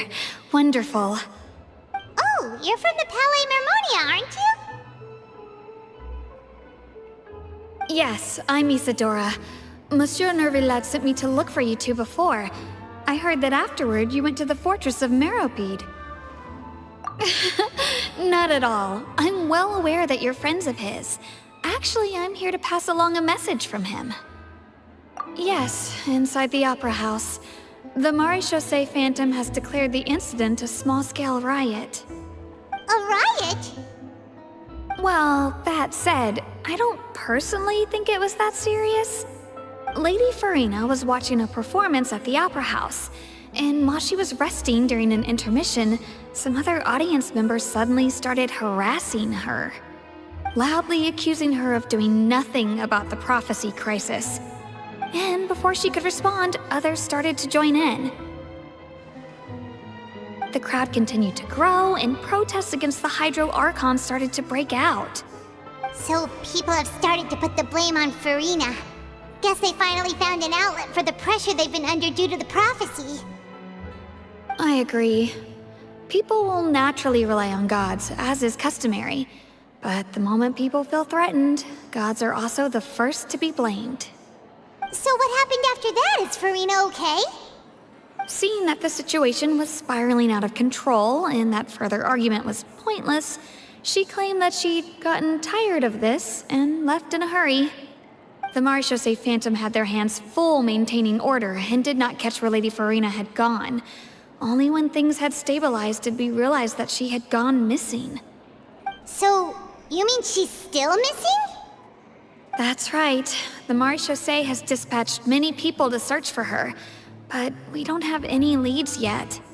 That said, I don't think there's much to worry about. She is a god after all. Even if she were to fall into the hands of rioters, what could ordinary people do to her? Good. Monsieur Nervillet sent me to tell you about the situation, but he didn't say anything else. Don't worry, this is more than enough to go on. Thanks for keeping us informed. Ah, is that so? Well, all right then. In that case, you two take care. I'll be heading back to the Palais now.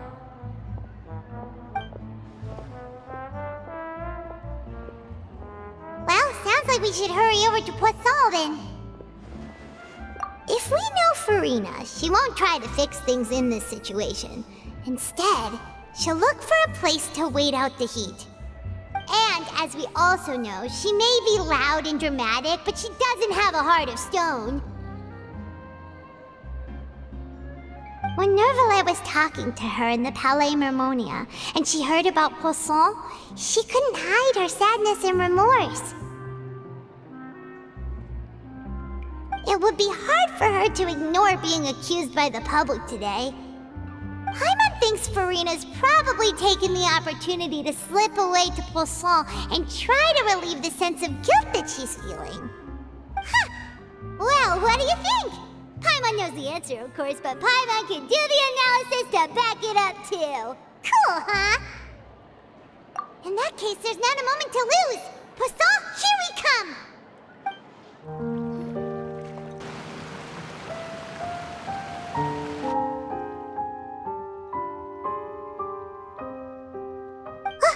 That's Farina, right over there! She really is here all on her own.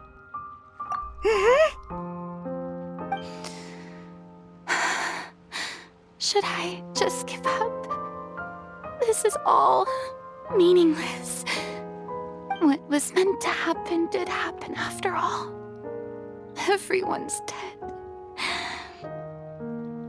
I'm sorry. I'm so sorry. Give up, Farina. There's no point in holding out. I'm sorry. But what can I even do other than to repeat meaningless apologies over and over? Who's that? Don't worry, Farina. It's just us.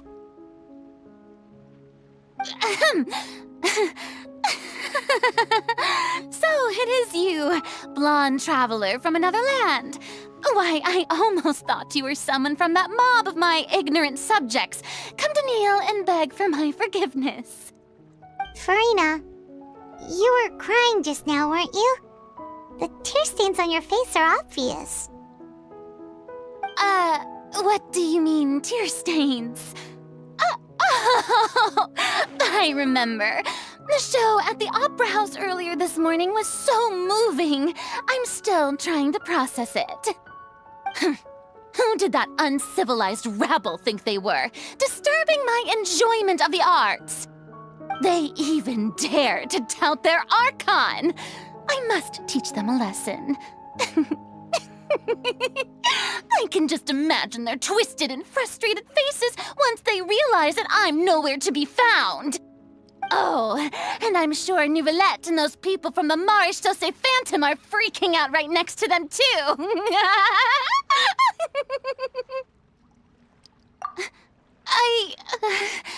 Of course not. Hey, there she is! The Hydro Archon's over there! Quick, after her!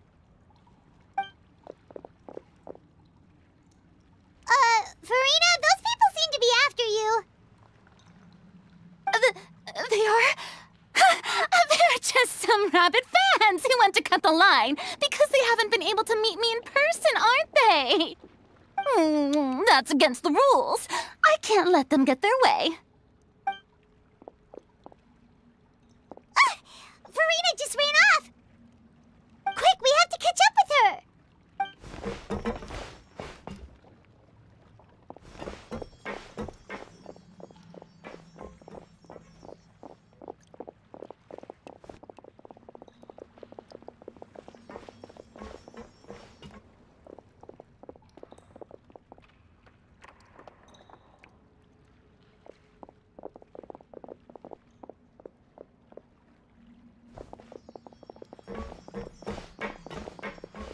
This should be the place, right? Hey, Farina! There's a good hiding spot over here. Quick, come to Paimon before the rest of them catch up to you. What is this place? Hurry, they're almost here! Fine. I suppose haste is warranted. Lead the way.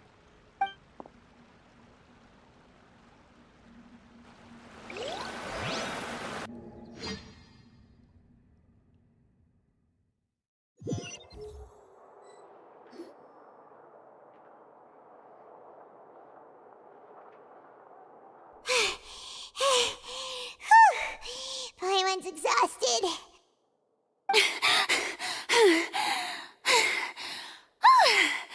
I'm so tired.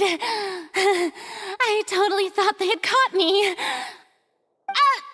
I mean, I merely gave in to the sheer enthusiasm they displayed.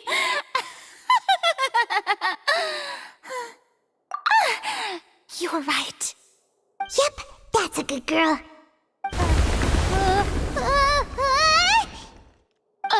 What's happening? The ground's shaking. Is it an earthquake? Yeah, a quake of this kind preceded the flooding in Poisson, didn't it? It can't be. It's happening again. Well, there's no need to worry too much about that. Nouvellette's made some emergency plans, so the evacuation should go a lot smoother this time. Yeah, I hope you're right. But the people of Poisson, they've already...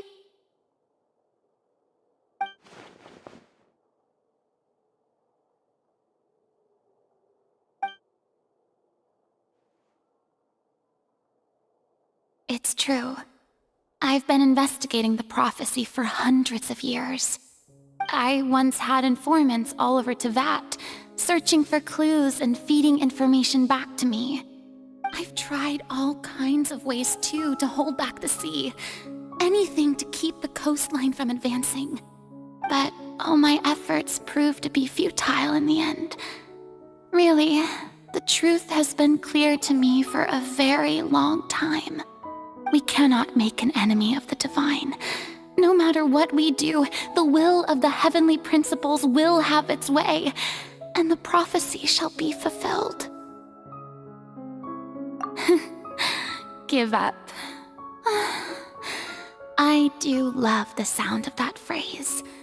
It would mean finally coming to terms with fate, but also for me to finally be free. Indeed, I've thought about giving up so many times, especially after we almost lost Poisson. Fate is really unreasonable, isn't it? It has no heart and obeys no rules. The prophecy has only just started to come true, and so many people have already lost their lives. But just now, it all became clear to me. I still don't have the right to come to terms with fate on behalf of everyone else. As long as the final moment hasn't come, it's still not too late. Don't worry. I will keep hope alive for everyone until the very end. Well, that's enough for now. I got the impulse to play the stricken maiden, but honestly, considering my rank and station, that wasn't a good fit at all. Don't take any of what I just said seriously. How could I possibly let Fontaine fall to the whims of trivial prophecy? Come on! Paimon could have sworn you were actually being honest just now.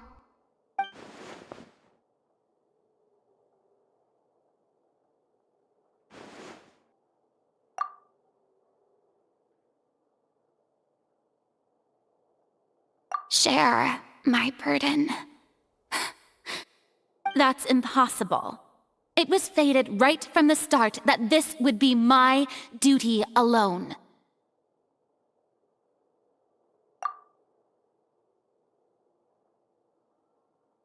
A witness. Yes, I've heard that you came to Tevat from beyond the stars, yes. In other words, you never belonged here. And if Tevat is, in its entirety, a show on a stage, then you're just a spectator, aren't you? If that's the case...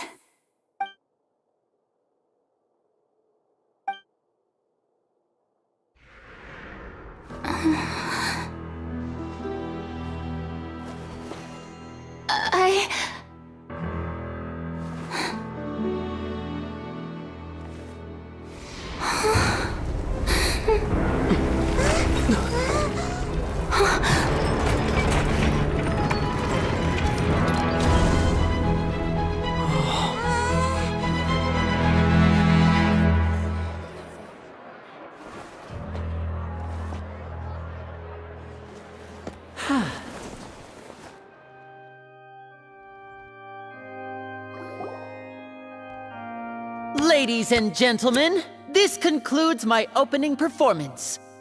Now, without further ado, we may proceed to the trial of our god. So this is what it is. Yes, you deserve praise for the effort you took to raise the dramatic stakes. Do not forget, however, that I am Focalor, the god of justice, the embodiment of justice itself. Does it not strike you as even the least bit absurd to bring the very concept of justice to trial? May I interpret these words as your refusal to stand trial? In that case, you will have the opportunity to defend your honor through a duel. You would draw your blade against a god? I see. It seems like you have made up your mind.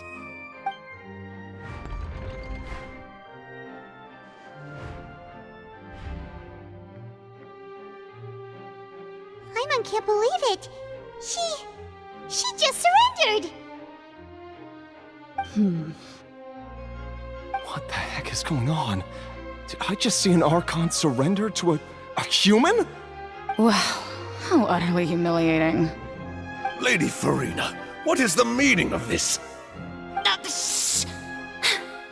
It would seem that there has been a misunderstanding. To be clear, the raising of both hands is not always an indication of surrender. Looking for excuses again, huh? I raised my hands just now to indicate my acceptance of the trial. No duel shall be necessary.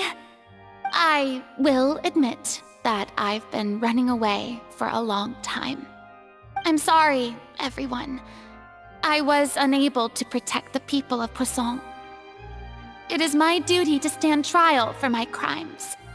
You are not the only ones to be disappointed in me. I too am exceedingly disappointed in myself. But now, it is time for the Hydro Archon to show you her courage and resolve.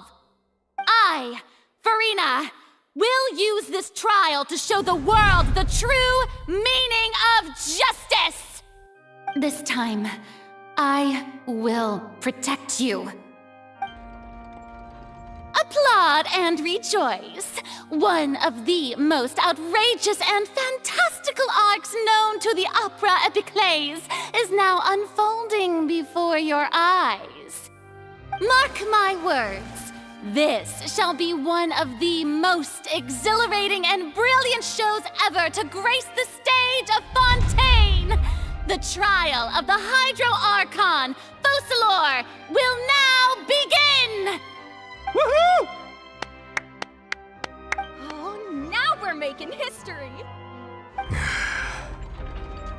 Why does it feel like Farina just took over the whole thing? Like, come on!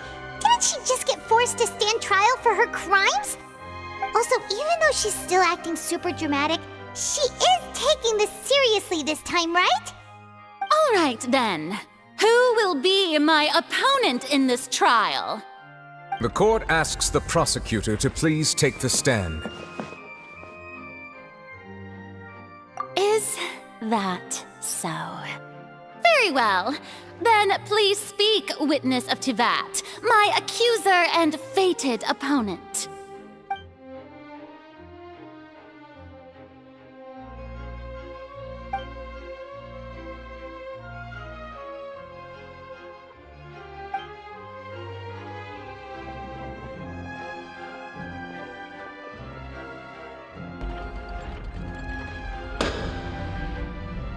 Also, please allow me to ask, as a final question before the trial begins.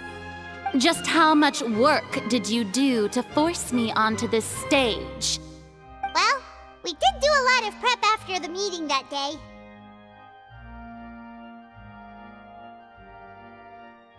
I can go over the tasks assigned to the Spina di Rosula, since they were rather straightforward and easy. Navia, the president of the Spina di Rosula.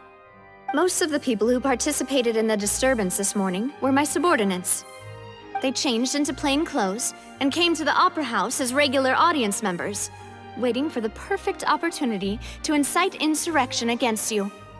The people's resentment against their Archon has been building as more and more of the prophecy is fulfilled. A spark was all we needed to turn smoldering anger into a flame.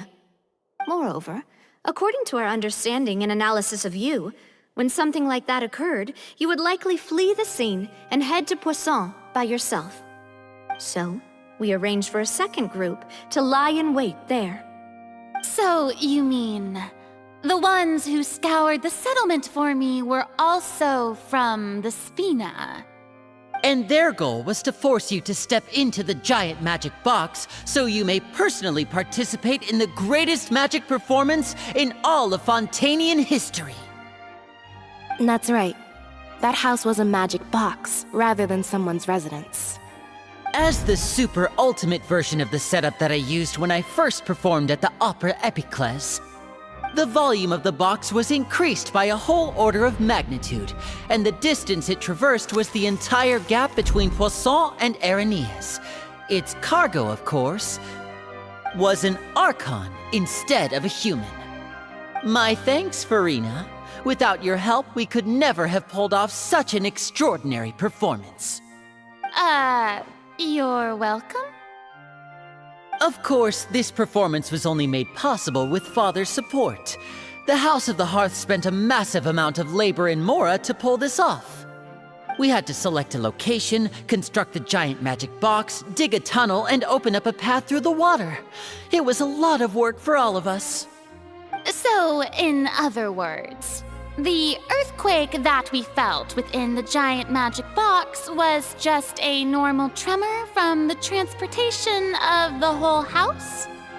That's right. It wasn't a sign of another disaster to come. Then, I can guess Nervilette and Cloran's parts. You gathered a crowd, prepared a stage, and made sure that the champion duelist would be immediately ready for a fight. Also that as soon as I appeared on the stage, the trial may commence without a hitch. Am I right? Yes, that is correct. Well, Clorand, I must commend you for your courage. Only the most outstanding champion duelist in all of Fontaine would accept a duel with an Archon without flinching. Thank you. As for you, Traveler, I suppose your role was to keep me distracted with conversation once you found me in Poisson. You'd make sure that I didn't notice anything amiss before revealing yourself as my prosecutor once we'd arrived onto the stage. Oh?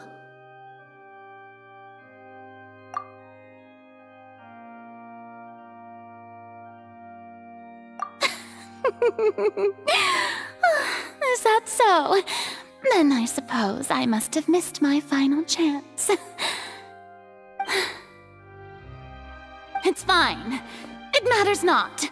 What's done is done. The stage is already set, so there's no reason to disappoint the audience. Let's see this trial through to the very end.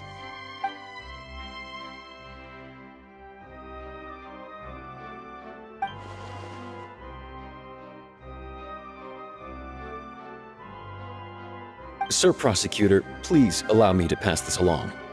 This is a document that Miss Charlotte applied for and received permission to share with you during the trial. According to her, it should speed up the proceedings. Huh? Charlotte wanted to give us something? Oh, so she's here too! Hey, Charlotte! Oh, let Paimon see. Isn't this the exclusive interview that she did with us before? So she's a... Wait, then that means this document is a perfect timeline of everything that's happened ever since we stepped foot in Fontaine! So in other words, we can refer to this anthology of evidence every time we want to use something from our journey as evidence for an argument!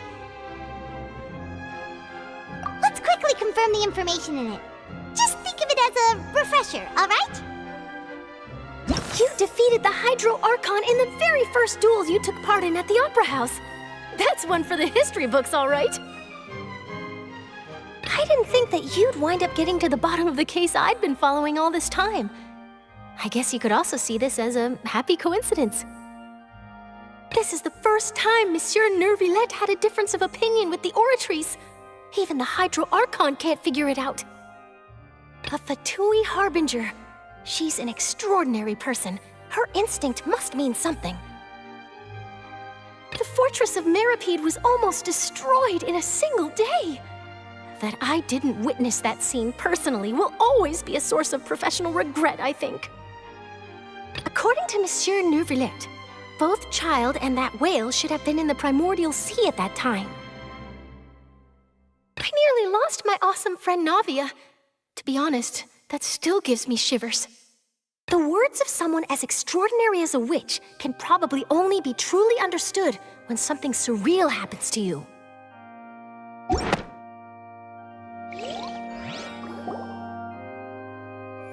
The prosecution and the defense are both in position. The trial shall now begin.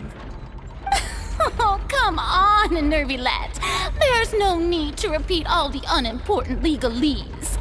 Just fast forward to the part where the prosecution lays out my offenses. As the defendant and the lead actress of this performance, I still haven't even been informed of my supposed guilt in all of this. Of course, it is only natural for humans to struggle to understand the actions of a god. However, you will need more than that to convict me of a crime. That's true, but my charge here is unrelated to your conduct as an Archon.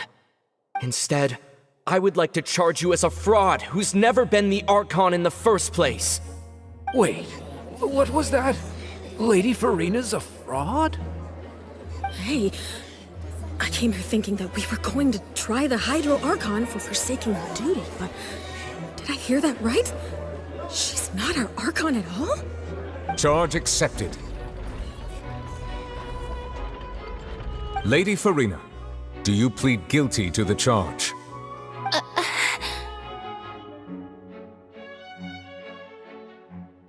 Lady Farina. I plead not guilty.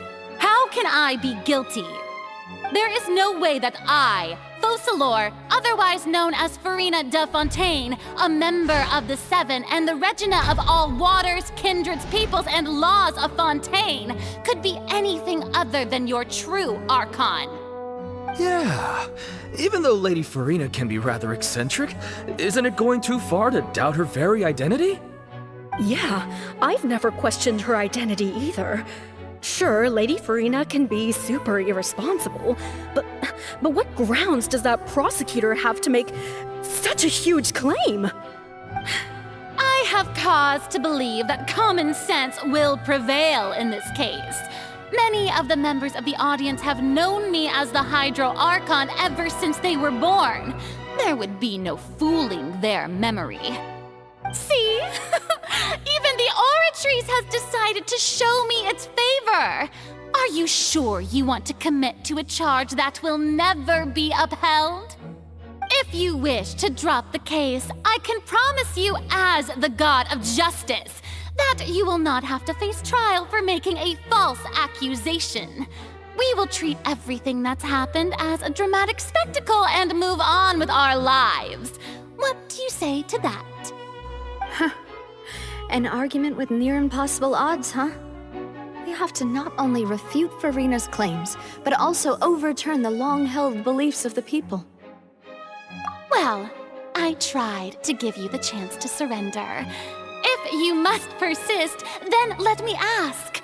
If you believe I'm not the Archon, then what manner of being do you think I am?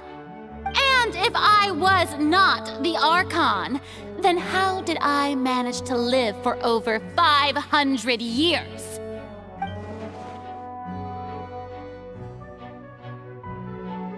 First of all, you may be a member of another long-lived race, which would allow you to naturally possess an extended lifespan. And second of all, even if that wasn't the case, there could be other ways to extend your life. Who gave you that idea? Was it the knave? You'd sink so low as to use a harbinger's words against me. A curse? I once thought it possible that the aura of an Archon might naturally resemble a type of curse. But in light of this claim, perhaps what I sensed was not your divinity, but a curse after all. You sensed it too, huh, Neverlet? Lady Farina is actually a human? Well, it is true that it's extremely difficult to tell humans and gods apart just by looking at them. It's not impossible.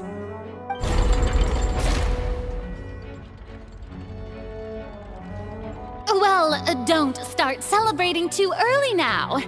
Even if I have been carrying a curse like you said, how does that prove that I am merely a human being? Besides, everyone knows that the main difference between a human and a god is the possession of authority. Gods can do what humans cannot. That's why they're worshipped as gods. For centuries, manifestations of my authority have served the nation of Fontaine. One need only to turn their eyes towards the Oratrice Mécanique d'Analyse Cardinal in this very opera house, or consider the endemnitium that is used in every aspect of life.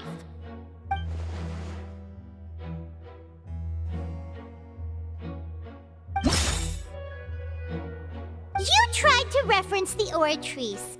But weren't you as confused as all the rest of us when the Oratrice declared Child to be guilty without any proof?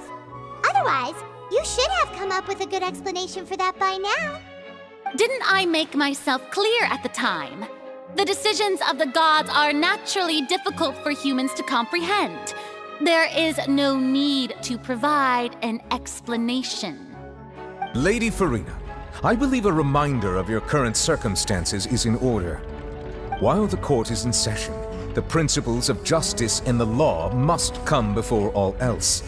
While you are an Archon, you are also first and foremost the defendant in this trial. You will prove yourself unable to defend against the prosecution's charges if you continue to withhold vital information against the rules of the court.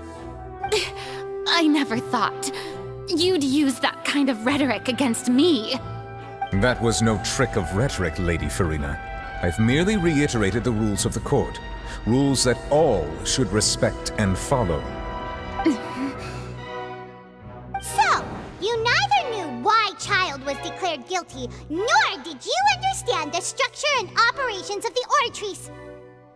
Instead of having been created by you, the manifestations of authority you mentioned have been made by the real Hydro Archon, haven't they? The real Hydro Archon? Well, now you're really losing me. It is true that I did not know why the Oratrice gave out a guilty verdict that day. But the Oratrice handed out that verdict unilaterally, and it has been operating independently ever since it was first created. You can't argue that just because a divine creation is flawed, that the god behind it must also be no god at all. She's still throwing out all kinds of excuses. Seems like she's confident that we won't be able to produce proof that she has no power over the Oratrice. My power as an Archon. There are many ordinary citizens in the audience. How can I just carelessly demonstrate the formidable power of an Archon? If that poses a concern, I'm prepared to extend my protection to the audience. You don't need to go that far.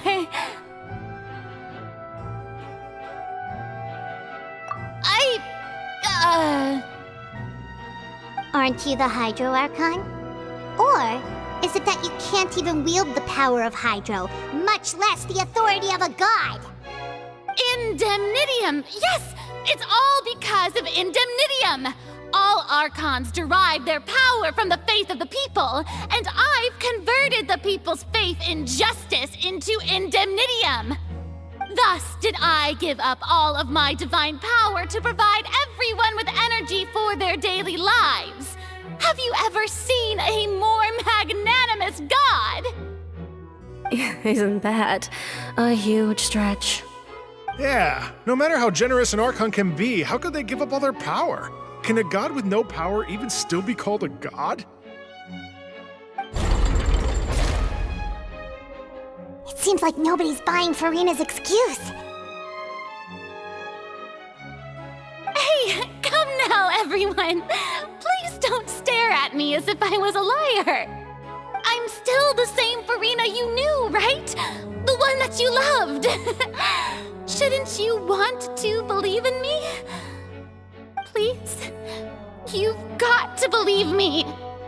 If what the prosecutor said is true, she really has committed a grave offense. Did she deceive all of us? And all of our parents and grandparents too? And all of our ancestors? Ever since they were born? Enough! That's enough! Tell me then, if I'm not the real Hydro Archon, then who is? If you have no evidence of another Hydro Archon's existence, nor can you find anyone who can back up their claim to be such, then what grounds have you to say that I'm not actually the real deal? Wow, she came up with yet another argument. How can we refute her now?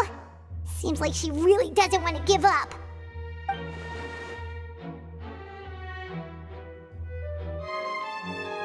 That doesn't sound right.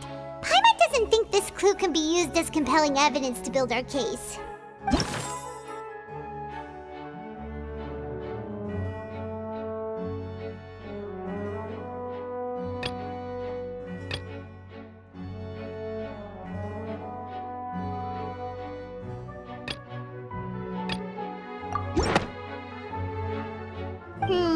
That doesn't sound right. Paimon doesn't think this clue could...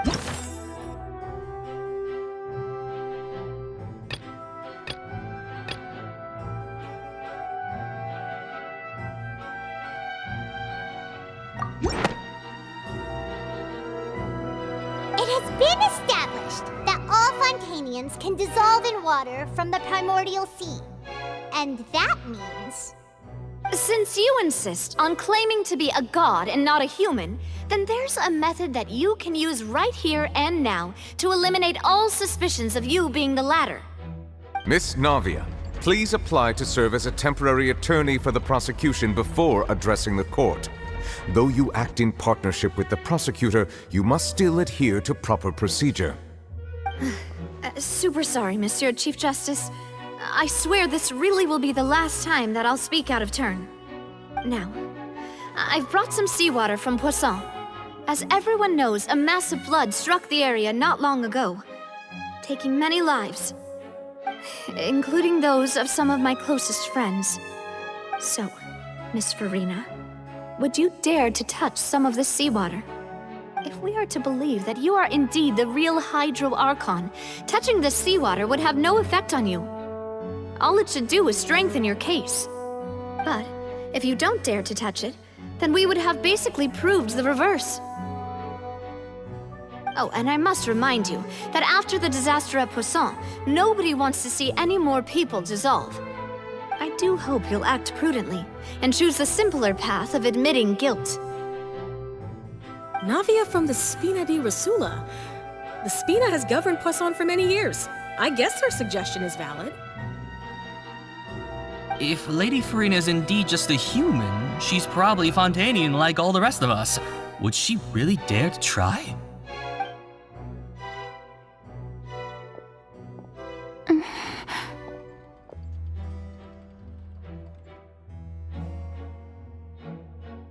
Lady Farina, this test has been unilaterally proposed by the prosecution.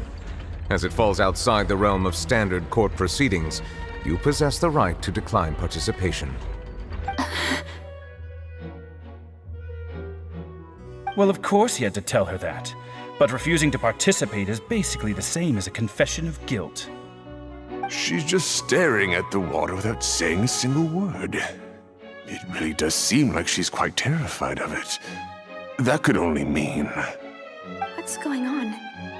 Is she really planning to... That's not what we thought she would... Due to the inherent risk of the test, Lady Farina, you may...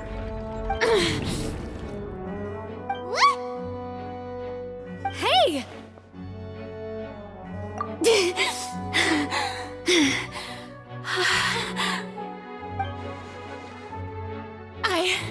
I'm fine! Look at me, everyone! My hand is still here! I haven't been dissolved! Will you believe me now? I really am your Archon! I'm nothing like a normal human who would fall apart as soon as they touch this water! Really? Was this not the most obvious thing in the world? Miss Siegewin? If you're present, Miss Siegewin, please come forward and attend to the defendant. Siegewin? Don't be nervous. It'll just take a few seconds. Let me see. That should be enough. Please announce the results of your evaluation to the court, Miss Siegewin. As everyone doubtlessly saw, Miss Farina was displaying symptoms of hyperventilation and flushed skin.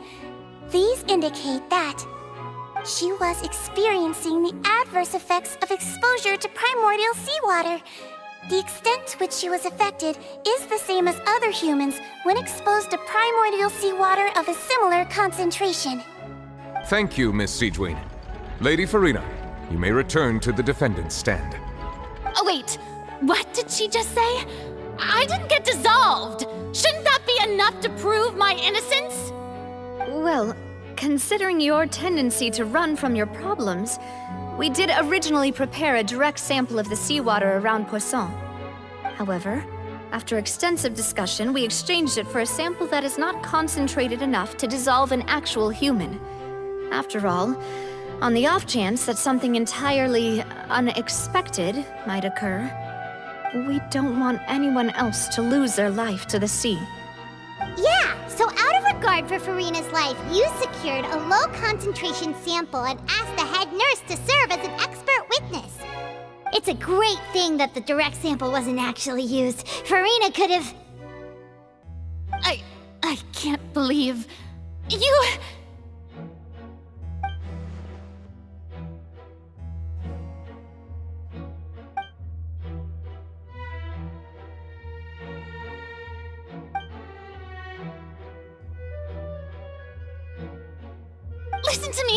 Listen to me, everyone! Please don't give me such cold and disdainful looks! What happened just now didn't prove a single thing! Think about it! How can you conclusively prove that an Archon can't also be affected by the primordial seawater? Also, if I was really just a human, why would I dare to just put my hand in that kind of water?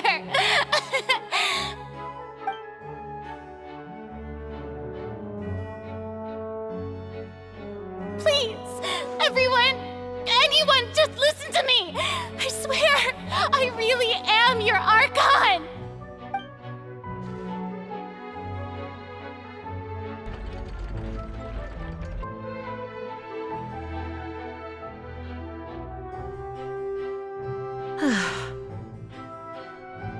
I don't think anything she says at this point will sway anyone. The odds are just too stacked against her now. With all the things that have been said, Paimon doesn't think there's any way left for Farina to win.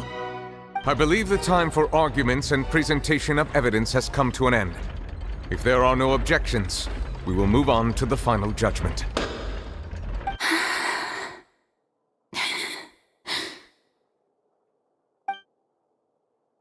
I don't think anything she says at this point will sway anyone. She's too stacked against her now.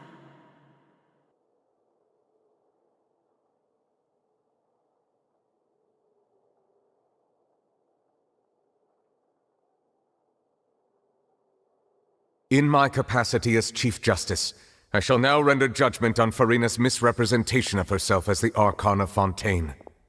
As a human who knowingly deceived her fellow citizens, Farina is... guilty.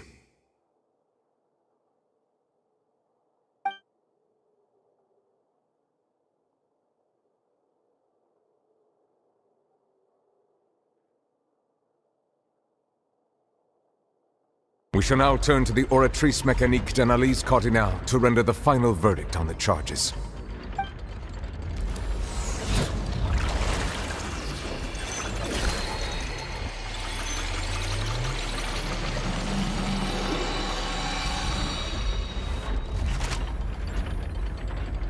According to the judgment of the Oratrice Mécanique d'Analyse Cardinale, Farina is...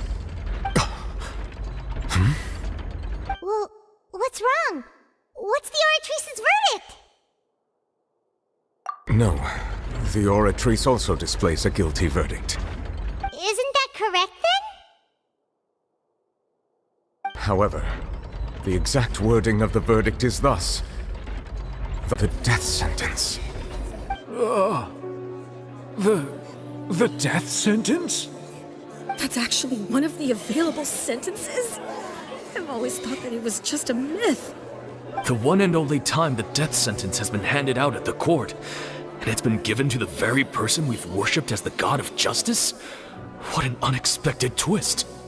Farina's been sentenced to death by the Oratrice? We just wanted to use the trial to show her the seriousness of things so she'd tell us the truth.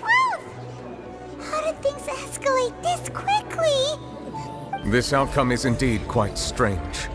According to Fontaine's current definitions of justice, as well as its recommendations for criminal sentences, is this sentence really appropriate for the crimes that have been committed?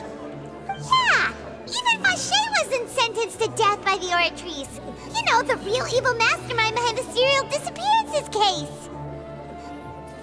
Indeed. Not only is Farina's sentence overly excessive, the very point of our trial today was also to prove that Farina has never been the Hydro Archon in the first place. But now, the Oratrice seems to have deliberately invoked the title of the Hydro Archon. What does this mean?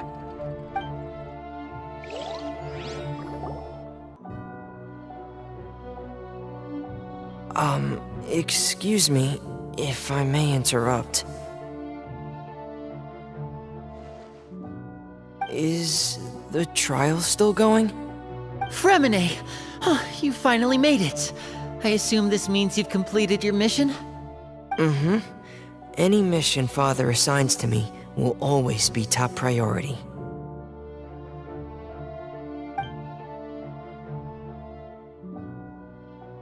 Is that the first prophecy slate? Huh. So the knave privately arranged for Fremine to try and find the missing slate. I looked everywhere and finally found it at the bottom of the sea. It took me a long time to get around some dangerous stretches of water. But has the trial already concluded? Then doesn't that mean I've come too late? Oh no. Thank you for your hard work, Mr. Fremine. Please allow me to review the record left on the slate. Traveler, I believe that you have already seen the other existing slates, and would like you to come here and confirm their contents.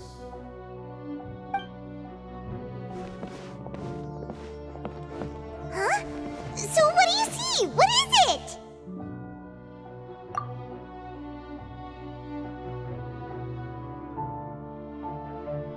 I believe I've now made sense of the Hydro Archon's crime. It has to do with Fontaine's lost history. Huh? Isn't the Hydro Archon just guilty of deceiving her people? Oh, wait, no, that's Farina, and we've already proven that she's not the Hydro Archon. So when you say Hydro Archon, do you mean the real Hydro Archon we've been kinda talking about? In truth, everything that you've encountered in Fontaine up until this point can be traced back to the contents of these stone slates. However, I'm uncertain as to how much sense they currently make to you. Okay, let's try to recall the contents of the other 3 stone slates. Paimon will do her best to help you remember. They'll dissolve into the primordial sea but won't cease to exist. Their essence will flow in the seawater, converge, and take the form of an oceanid.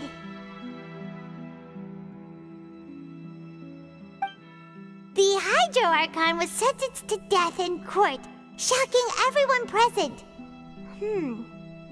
Perhaps this means that her sin was actually Fontaine's original sin. Navia fell into the water inside those ruins, and she nearly dissolved.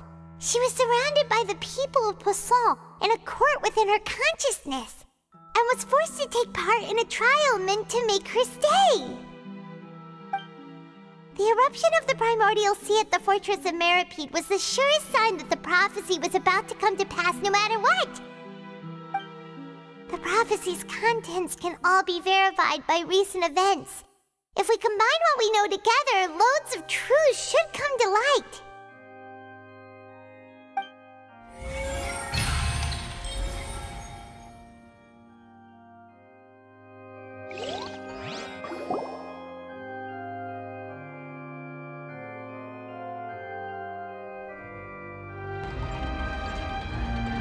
Huh?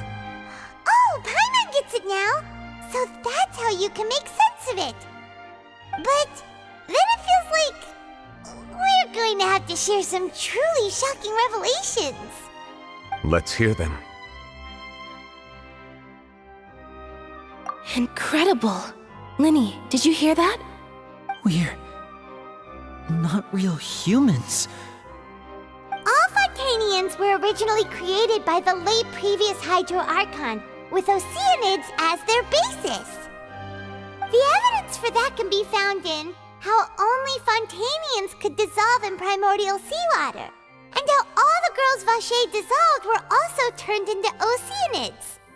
Oh, and according to Navia, when she was about to get dissolved, she also saw everyone gathered around for a trial, all of them in the shape of oceanids. Indeed.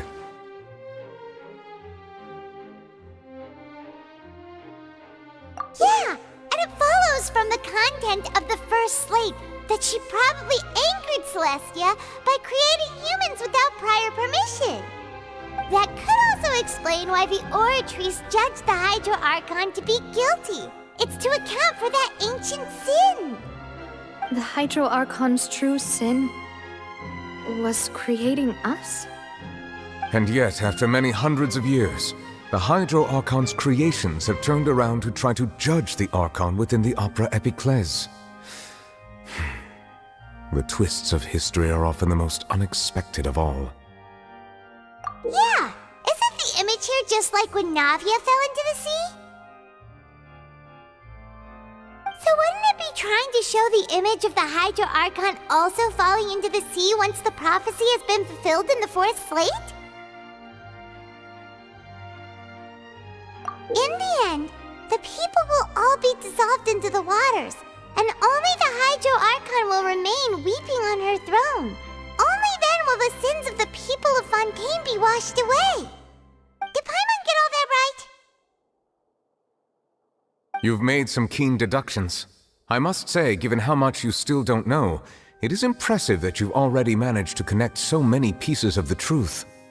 However, while you were able to decode all the information on the slates, they've also been etched with an additional layer of hidden information using a different power source. When we were at the ruins, I tried to decipher the hidden information recorded in the slates. But since we only had 3 slates at the time, I was unable to come to a full conclusion. Now that the slate collection is complete, I shall make another attempt to decipher the narrative recorded within. If everything goes well, we should finally be informed of the unadulterated truth.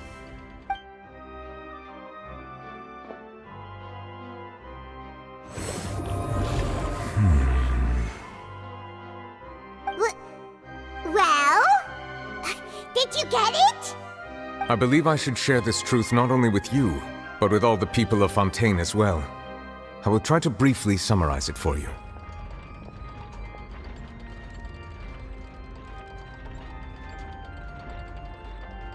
Your hypotheses regarding the origin of Fontainians and the sin of the Hydro Archon were both correct. In the Fontaine of old, the previous Hydro Archon sensed the yearning of her Oceanid familiars for life on land.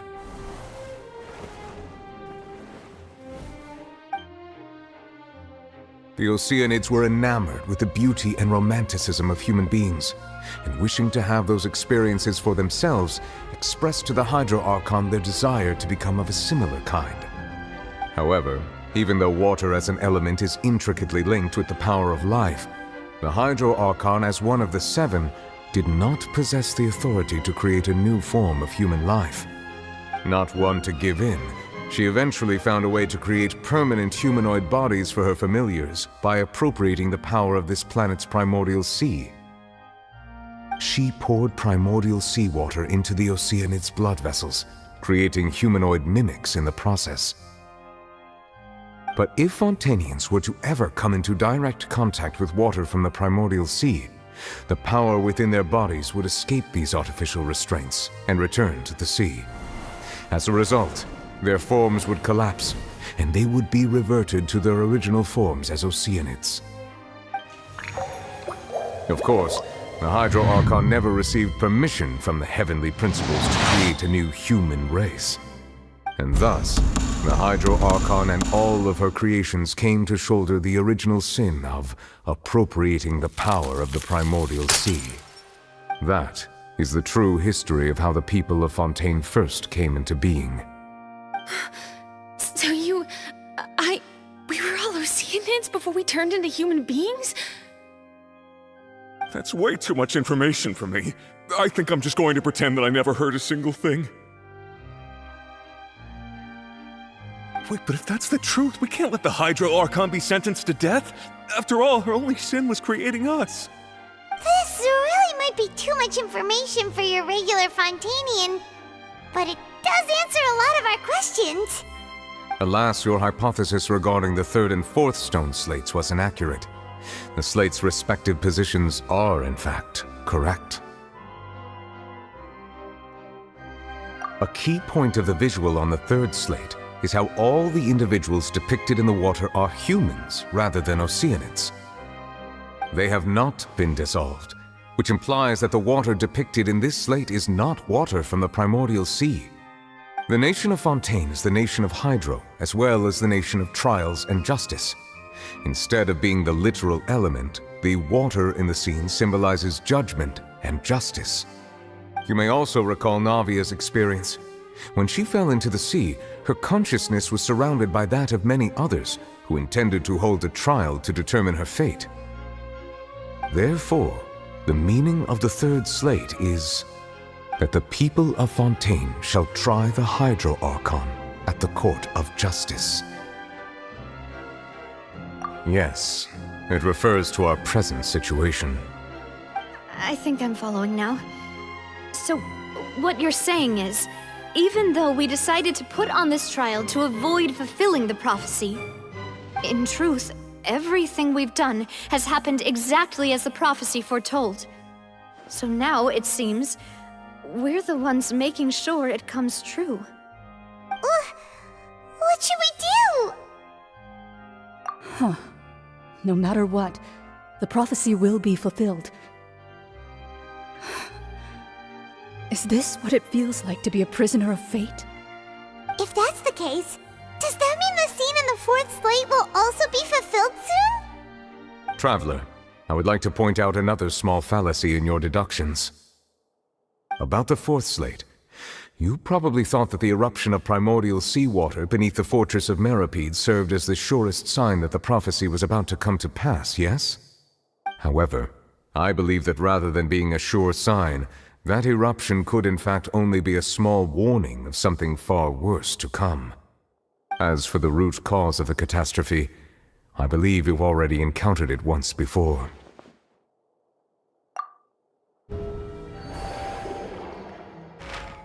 If we're talking about a true culprit, that could only be that thing inside the primordial sea, right?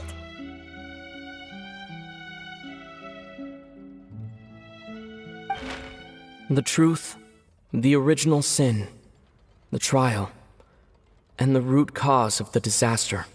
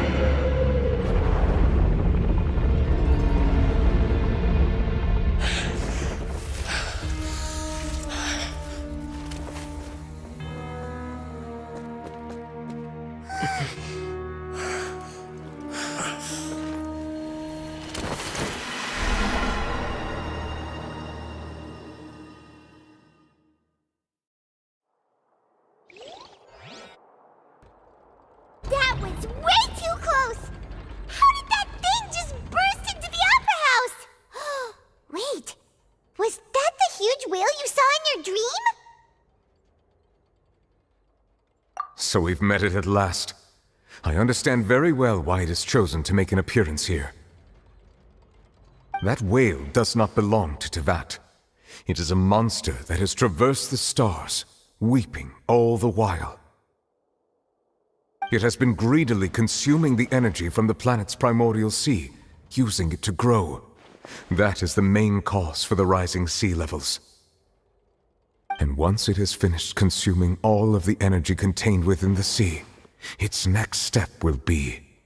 You said that when the Hydro Archon first created Fontanians out of Oceanids, she filled their blood vessels with primordial seawater. Precisely. That whale finds the blood of Fontanians nigh impossible to resist.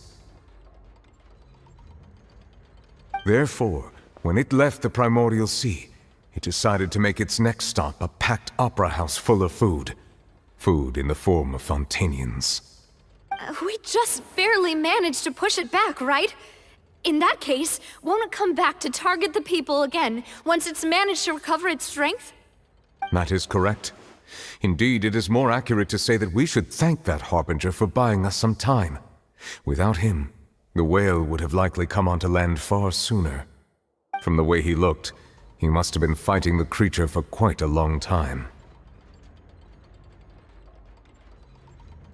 That battle maniac. We've always known that he had a special connection with that whale, but we definitely didn't expect it to help us out like this. Anyway, now that we know that this whale is the actual cause of the disaster recorded in the prophecy, all we need to do to stop the prophecy would be to find a way to beat it up, right? It is too late. It had already absorbed too much of the primordial sea's energy before we could notice it.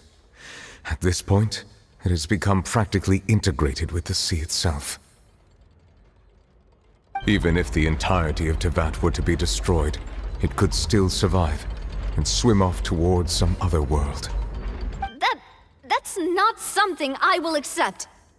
We've already done everything we can, and we even found the true culprit. We've come so far.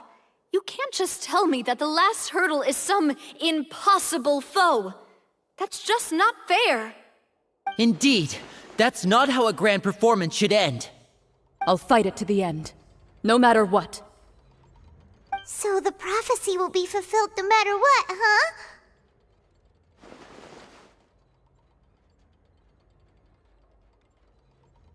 The prophecy. Yes, what has been prophesied will be fulfilled. You may view such things as the history of the future.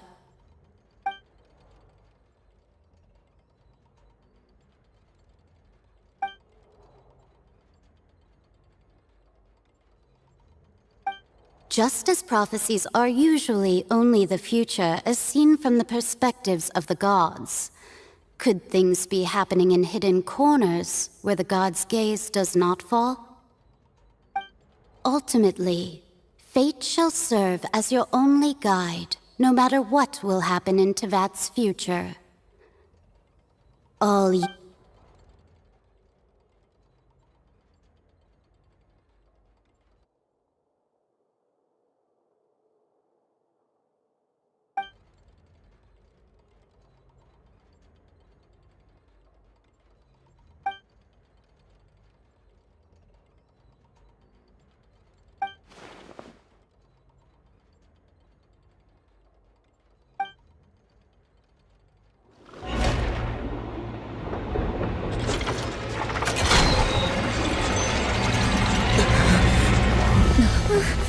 What's happening with the oratories?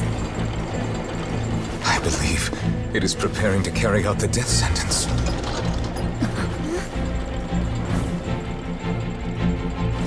Furina!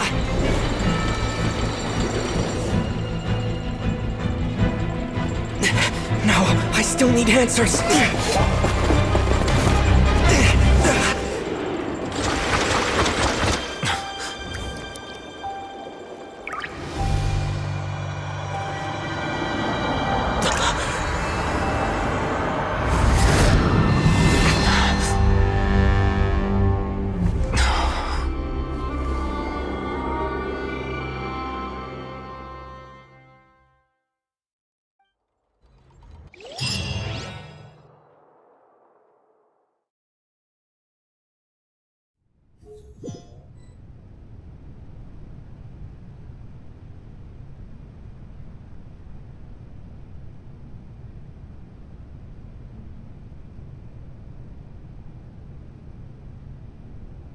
You...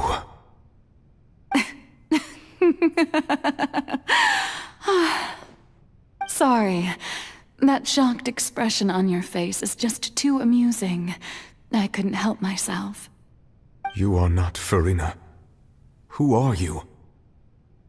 Ah, the sweet sound of bewilderment. Marvelous. A sure sign that my attempt to deceive everyone was a resounding success. But to answer your question, I am Focalor. You know, the god. Focalor? Why did you deceive us? Oh, that wasn't my goal, of course. Goodness, no. But I had to fool everyone else too, if I was to stand any chance of deceiving the heavenly principles. Deceiving the heavenly principles? It's all because of that pernicious prophecy. Dreadful, wasn't it?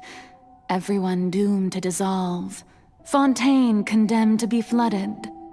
One was not amused. In fact, one was positively bemused when that problem was thrust upon me by my dearest predecessor.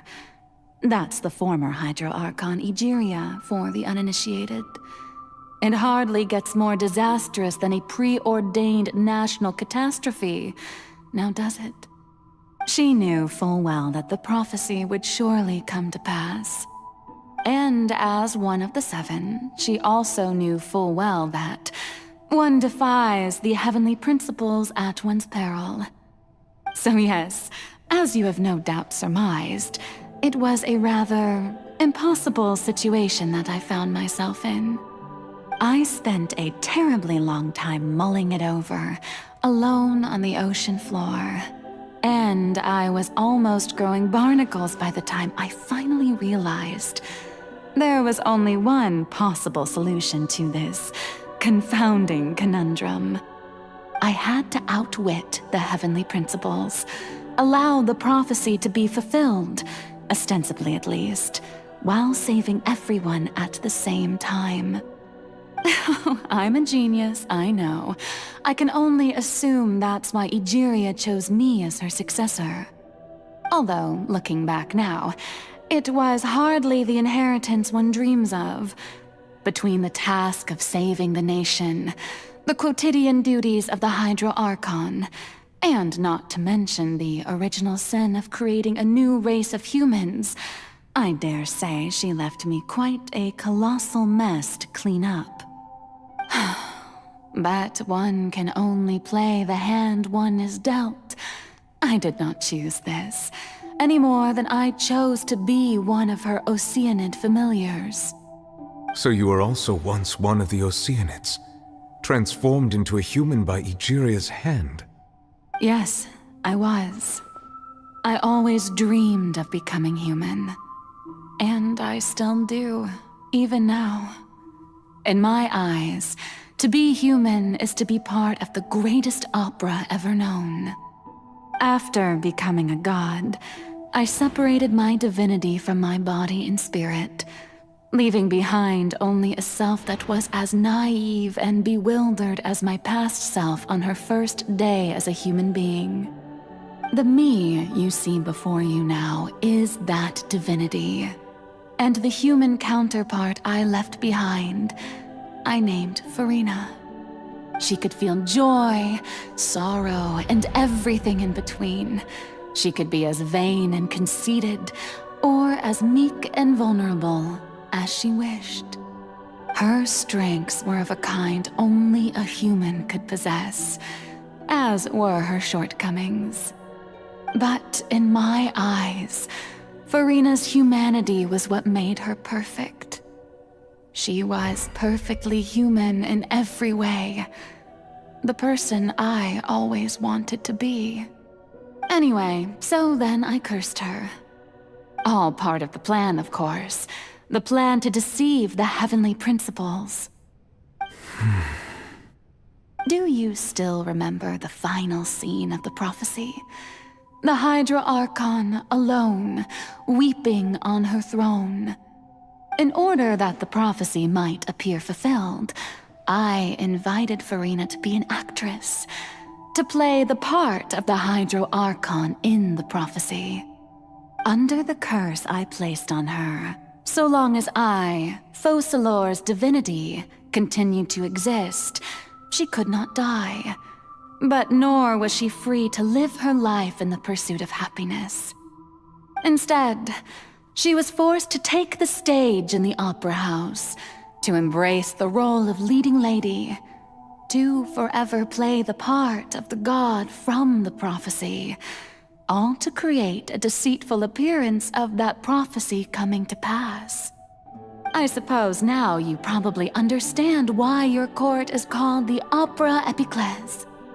But Farina is only human, isn't she? Even though she has had a long life, her mind is no stronger than that of any other ordinary human being. I cannot begin to fathom what she has had to endure. It must have been torture for her. It has indeed. And although she is, in a sense, me in human form, I most definitely owe her an apology for it. It's been 500 years, and all along, she's been playing her part in the most unimaginably long, unbearably lonely, and agonizingly painful opera of all time.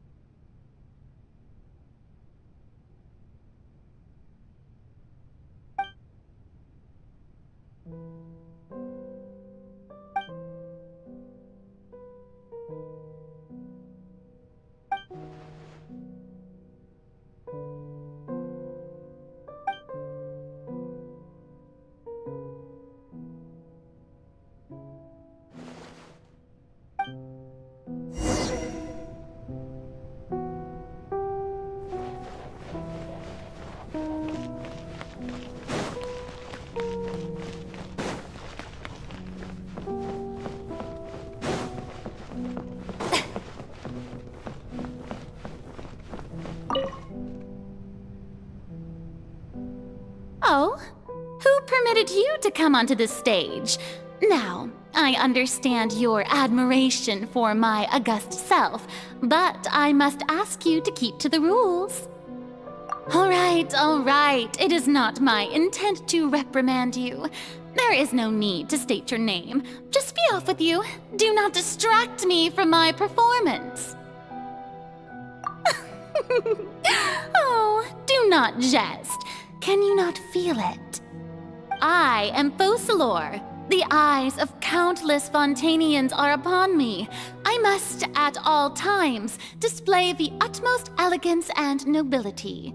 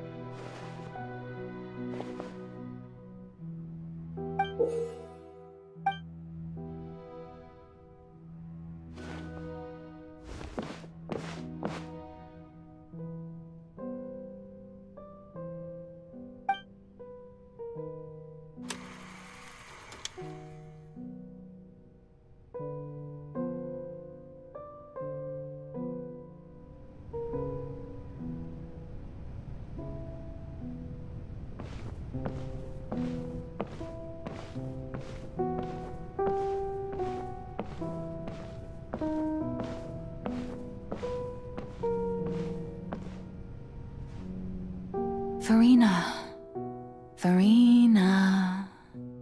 Huh? Who's that? Who's calling me?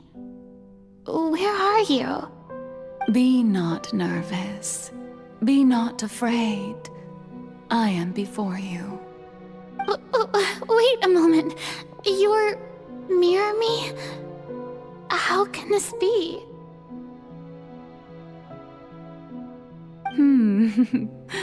Mirror you, huh? You know what? That's not bad. Let's go with that. Mirror me. What do you wish to say? The prophecy. Have you heard of it? What prophecy? Wait. I know. I think. I don't know why, but it's in my head somehow. The people will all be dissolved into the waters, and only the Hydro Archon will remain, weeping on her throne. Only then will the sins of the people of Fontaine be washed away. Oh, very good. You know it well. What's going on?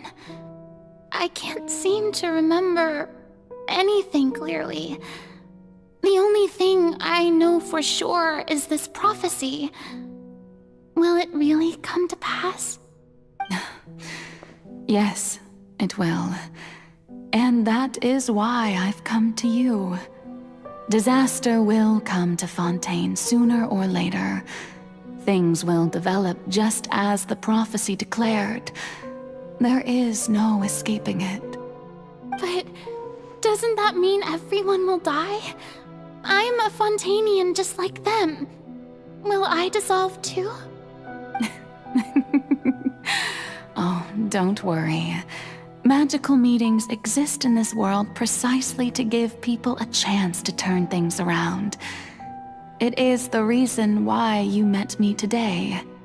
I will tell you how to save everyone, but you may have to suffer somewhat. Oh, so there's still hope after all. Goodness, you frightened me. You spoke so much and with so much certainty.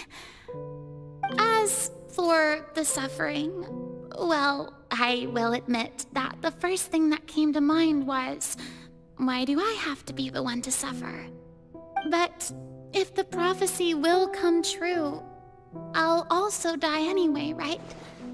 So if I've already met you as my magical meeting in this world, if there were scales, with all the people of Fontaine on one side and my pain on the other, is it not obvious where the scales should tilt? You truly are the perfect human, my ideal. I suppose this would also be the justice that belongs to you. Huh? Don't worry, it's nothing. Listen well. Fontaine has just lost its Hydro Archon. I need you to play a role, that of the new Archon. Play as a god? That's right. You must begin a never-ending masquerade. You must never let anyone suspect your identity. If you can keep it up, then I shall have my way of defying this prophecy. But should your identity be revealed, then all hope will be lost. But how will I do this? A human assuming the role of a god without being exposed. Don't worry. What you must do is not to turn yourself into a real god. You simply need to play the role of a god as humans imagine them to be. Being a human yourself, I'm sure you already know what such an entity would be like. Remember, your true challenge will not be pursuing divinity, but contending against humanity. I'm still not sure I understand, but I'll try. I'll try to do this. So, how long am I going to have to play this role? To accomplish this mission, you will have to stay on the stage for many, many years.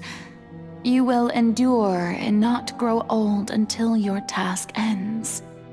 But I promise you, all will eventually end in a magnificent and dramatic trial, and everyone will be saved. A trial, huh? How exciting. I'll be looking forward to it.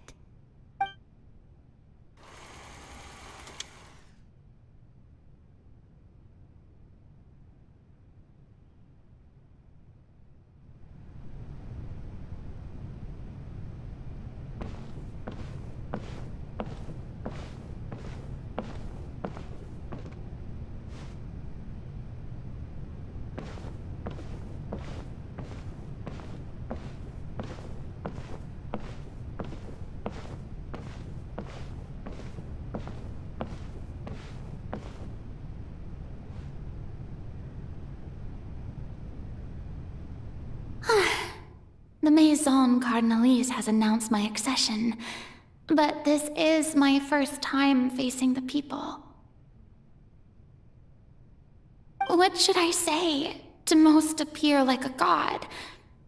To be honest, I still don't know. Perhaps I should first try to act natural. Ladies and gentlemen, good evening, and welcome to the Opera Epiclese. I'm sure you've all heard about how I have taken on the role of Hydro Archon. Indeed, I am Verena de Fontaine, your new Archon. In truth, I know little about becoming a nation's new god, but it will be my honor to guide you all. As the god Focalor, the god of justice, I shall do all within my power to lead you into an age of fairness and justice. Once again, thank you all for coming. If you should have any questions or suggestions, please send them to the Maison Cardinalise. The future of Fontaine will require us to work together, after all. This should do it. I thought I might stammer, but thankfully, I was able to convey my thoughts just fine. Okay, and next. That's the new Hydro Archon. Is this some kind of joke by the Maison? I would have thought that a being that surpasses humanity would be a bit more assertive. Hey, did you hear that? She even told us to send her suggestions there at the end. Shouldn't gods be all-powerful? She's being so modest. What's the difference between her and an ordinary person, then? If you ask me, perhaps the succession didn't actually happen. She might just be a Maison-backed puppet. Wait, what's going on? Why is everyone suspecting me of being a fake? Oh, this is bad. If I get exposed here, there'll be no saving the people from the prophecy. Right. Mirmi said that I just need to play the role of a god as humans imagine them to be. Calm down, Verena. Think. What do the people want? How would they imagine a god to speak and act? Assertive, with a strong sense of presence. One who can dispel all doubt. That is the character I'm fated to play.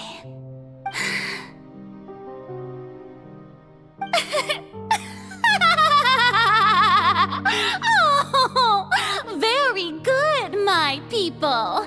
Only ones such as you are deserving of my rule.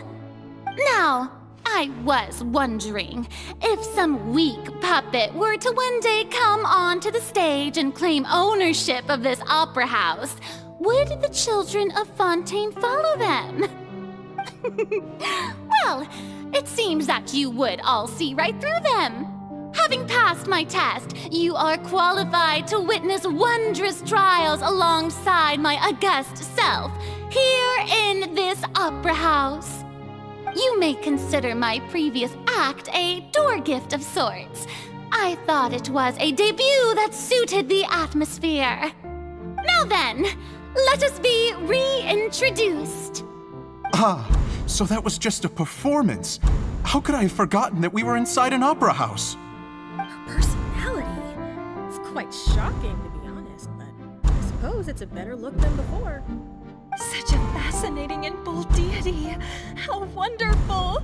Our future may yet be bright after all. It seems I've turned them around. Best follow this flow and restart my accession speech.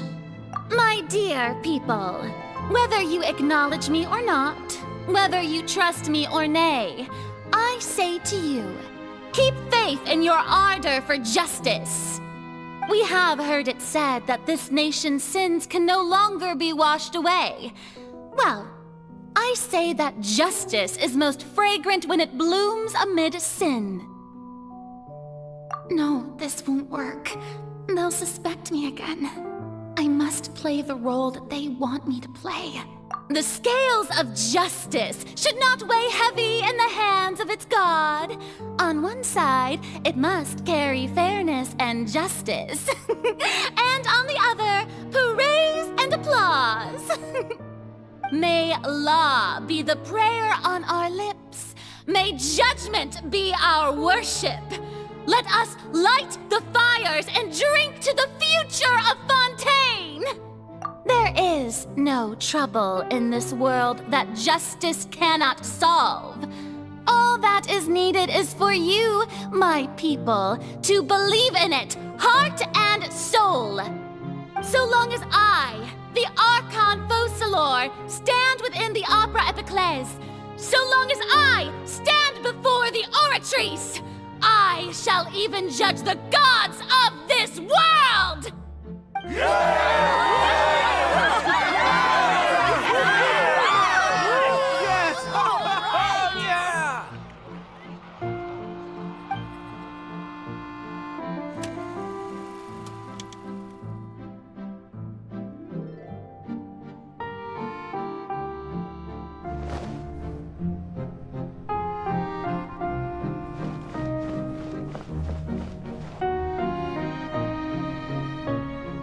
Lady Farina, here are today's case reports, as well as a summary of the follow-up for your perusal. Come now, was I not just at the Opera House in person? Leave these kinds of things to Neuvillette. Besides, none of these trials were the one that I'm looking forward to the most. If I may be so impertinent, what kind of trial are you truly looking forward to? A magnificent, dramatic, and wondrous trial. A trial to end all things. How could you hope to understand? That's true. I fear I lack the ability to grasp your divine thought, Lady Archon. No need for fright, and do not take what I said before too seriously. Go now, do your duties. The trial I await. It will come one day.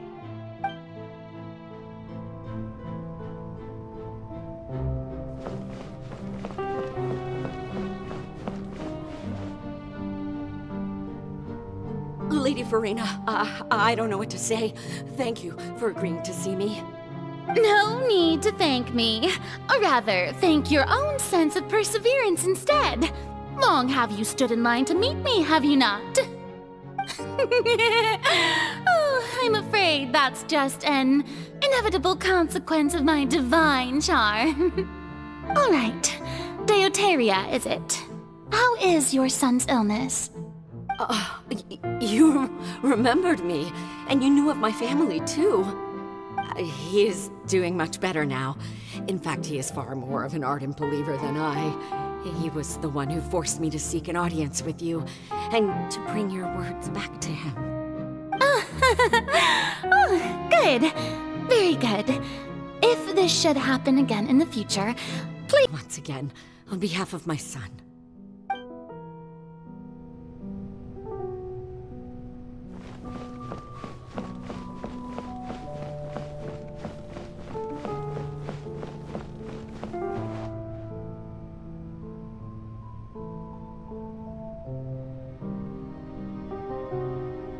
Lady Farina, here are the latest hydrological reports. As for the specific parameters you asked to take note of, I'm afraid things still don't look good. I see. It's as I thought, then. As your god, I did already expect this, but I wanted to see how far your human wisdom would allow you to analyze it. All manner of signs indicate that the prophecy will still come to pass.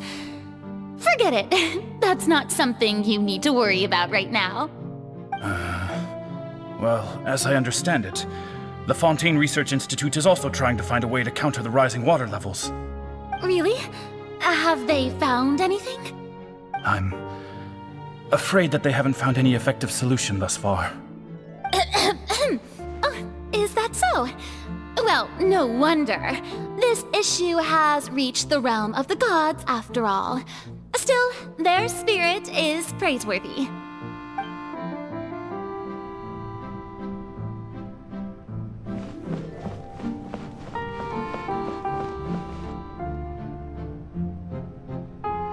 The day is finally over.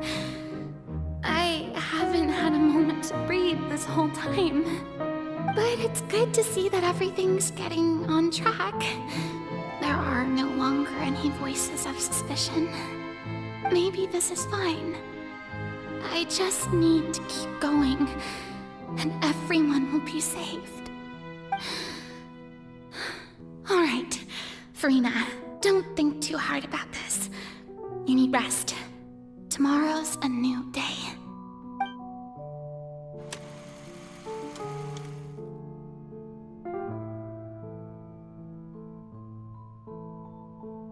Lady Farina, here are the new trial reports for the latest cases, as well as a summary of the follow-up.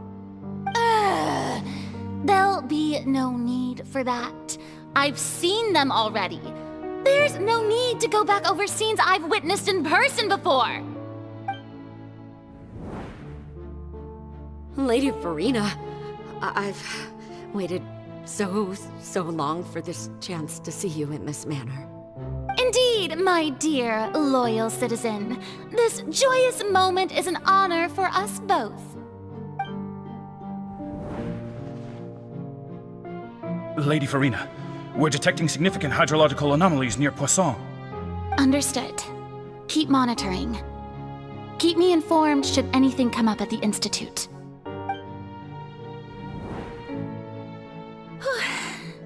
I don't think I let anything slip today. I must show the people that there is nothing to worry about. I just don't know when these days will end. I feel utterly exhausted. Best to rest early today, too.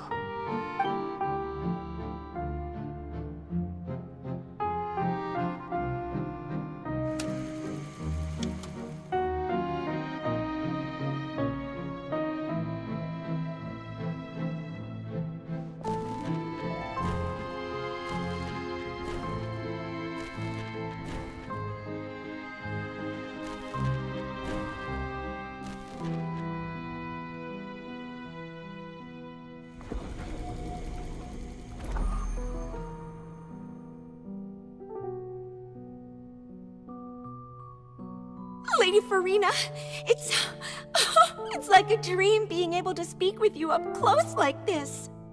I've heard that the first member of our family who was honored to receive an audience with you was Madame Deoteria, almost 20 generations ago. And what a fine family yours is indeed. It brings me great joy to meet such a faithful believer. A descendant of a line most ardent. Surely you exaggerate, Lady Farina. My lady? What is it, good citizen? Oh, are you crying? Oh, really now? I didn't even notice. This must be the overflow of hydro from my person. Well, can't quite help being the god whose dominion is the waters, can I? No wonder. No wonder. A manifestation of your power, then. Oh, Archon, I am honored to have witnessed it. Honored indeed.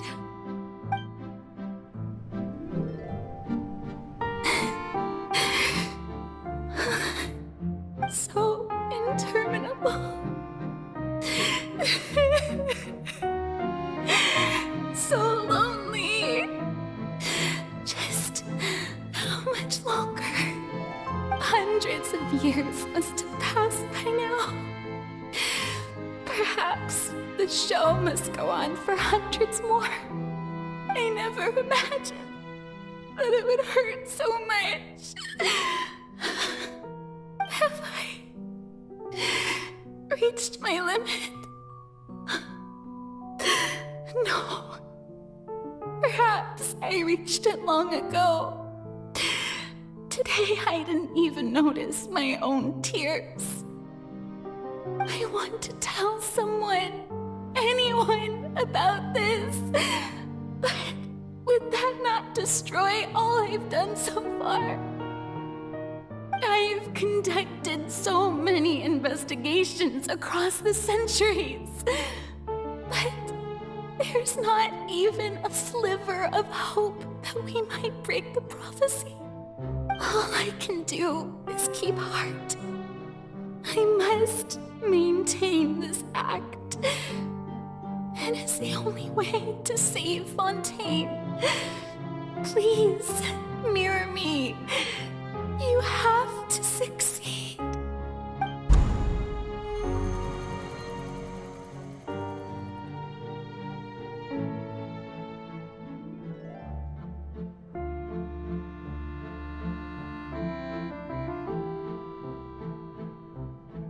Farina, you don't have to shoulder this burden alone.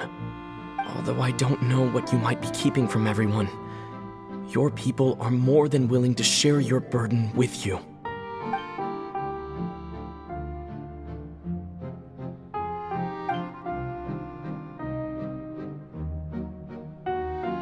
Share my burden. That's impossible. It was fated right from the start that this would be my duty alone. But even if your burden doesn't need to be shared, you can still choose to confide in someone. Just share it with me. I'm what you'd call a witness. A witness? Yes. I've heard that you came to Tevat from beyond the stars, yes. In other words, you never belonged here. And if Tevat is, in its entirety, a show on a stage, then you're just a spectator, aren't you? If that's the case... He's right. I could confide in him, couldn't I? But if things don't play out as expected, the people of Fontaine will be the ones to pay the price. No, Farina. You shouldn't be selfish. But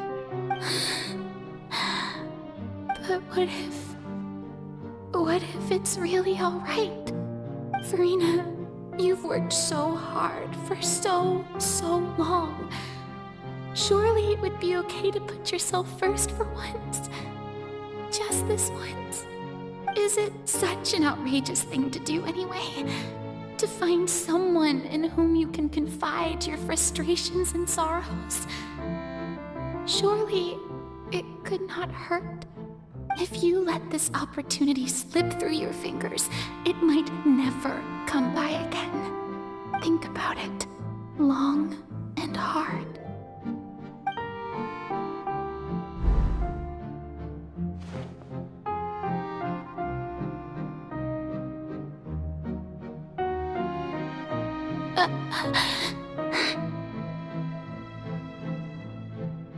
No, I have nothing to say. I am Farina, the Archon of Fontaine. Everything will surely get better. All you need to do, dear spectator, is to witness my performance until the curtains fall.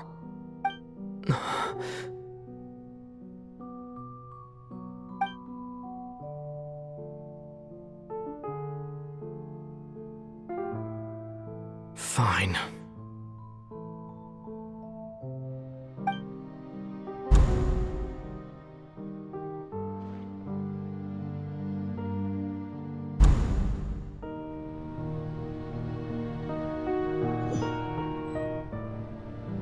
So even Farina doesn't know the truth? You've never once let her in on the full plan?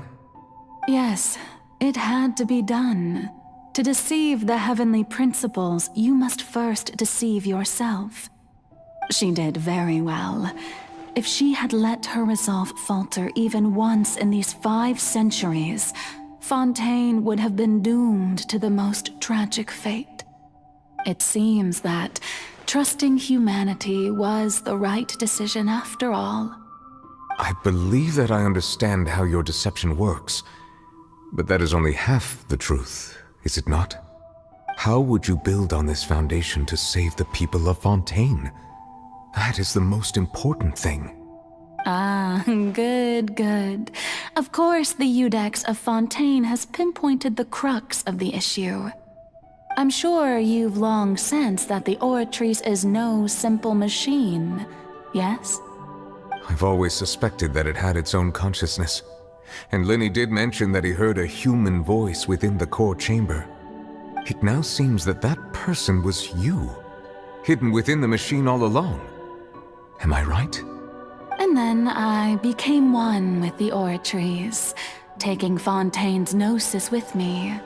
Yes, it would seem so, wouldn't it?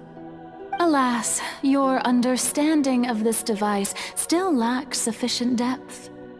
In truth, it is no enactor of justice. It is, in fact, a device created to kill the god of justice. I beg your pardon? Oh, you have it. And to be more precise, not only will the Oratrice take down the god of justice, it will also take down the divine throne upon which she has been placed. I mean, did you think I would be the sort to enjoy peaceful repose while Furina suffered? My work over these last 500 years has been to constantly accumulate indemnitium within the Oratrice. But really, some have already discovered that only a small fraction of the energy generated by the device was ever used to provide power to Fontaine. The vast majority had to be, accumulated to enact this death sentence. It was all a part of your plan, then? Both the trial and the sentence? Indeed. This power, accrued over 5 centuries, could have sustained Fontainians for millennia had it only been used for that purpose. Almost all of it has now been stored within the Oratrice. But only power of this magnitude could hope to destroy the Hydro Archon's divine throne, shaking the rules established by Celestia and breaking through the institution that is the Seven. So the Oratrice's call for death was for neither Furina nor Focalor, but for the Hydro Archon. The destruction of that divine throne. If I do not misunderstand your intent, you must be... returning what's rightfully yours to you, of course. In other words, this was all done to return the authority of the Hydro Archon to the Hydro Dragon of this planet. But...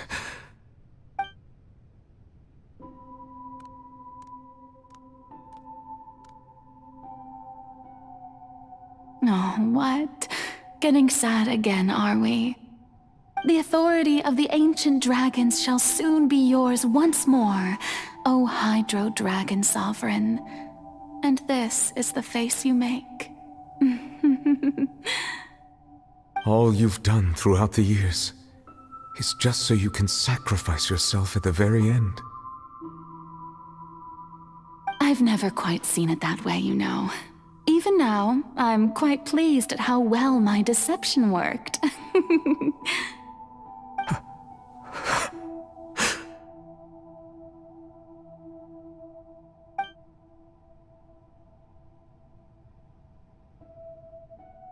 Hydro Dragon, don't cry.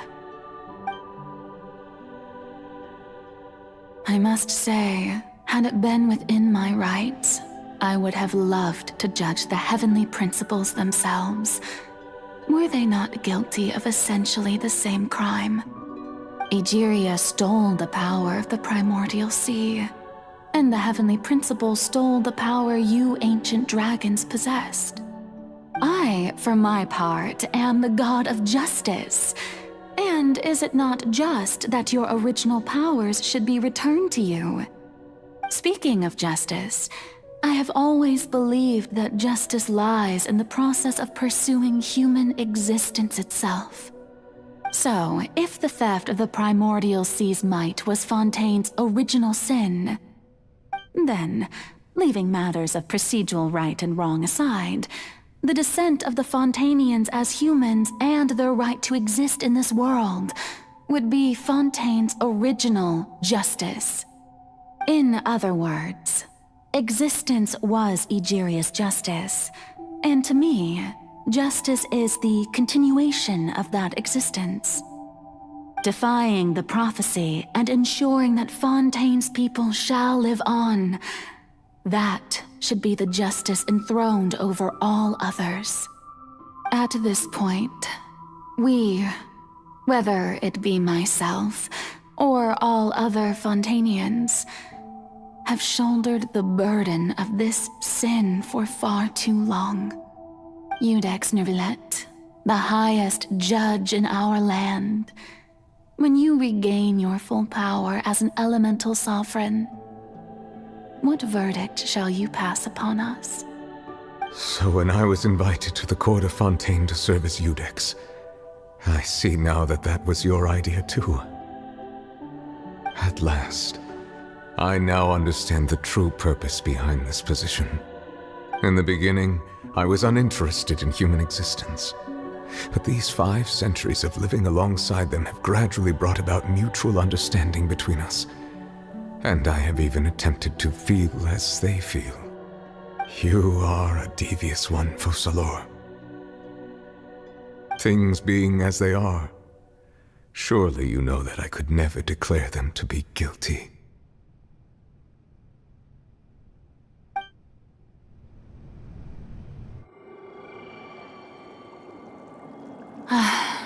The hour of my execution is almost here. For the sinner, the curtain call has come. I know I may not sound it, but faced with death, I find myself a little afraid. Perhaps this is one thing both gods and humans have in common.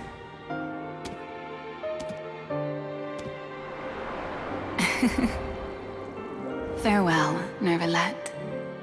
I hope you've enjoyed the part you played these 500 years.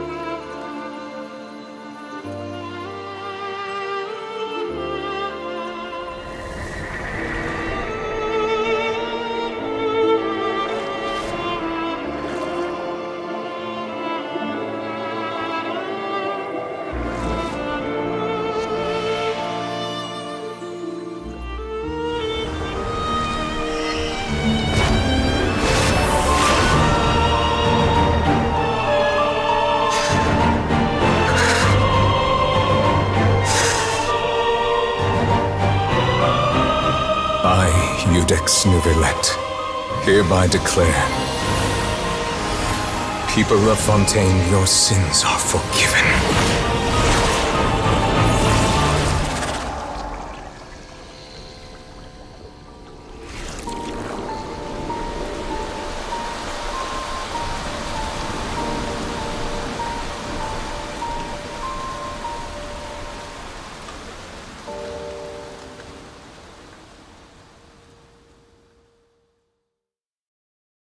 Wherever in this...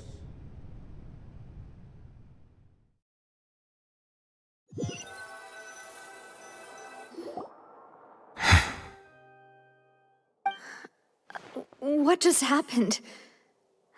Has the death sentence been carried out? Was that bright light some sort of misdirection? I have a feeling that something huge just happened. But since we're all still alive and haven't been dissolved, I assume whatever happened was good for us. It's time to end this. We must mete out punishment to that beast. Didn't you say just a moment ago that it can't be defeated? I have gained the strength sufficient to deal with it. Through certain means, I now have the ability to separate the power of the Primordial Sea from that creature. We should seize the opportunity to pursue our quarry. Traveler, now that the oratories can no longer function, I require an executor to help me mete out justice. The root of the calamities befalling Fontaine, the beast that enacts the prophecy. Its name is the all-devouring Narwhal. Come with me, traveler. The hour of execution has come.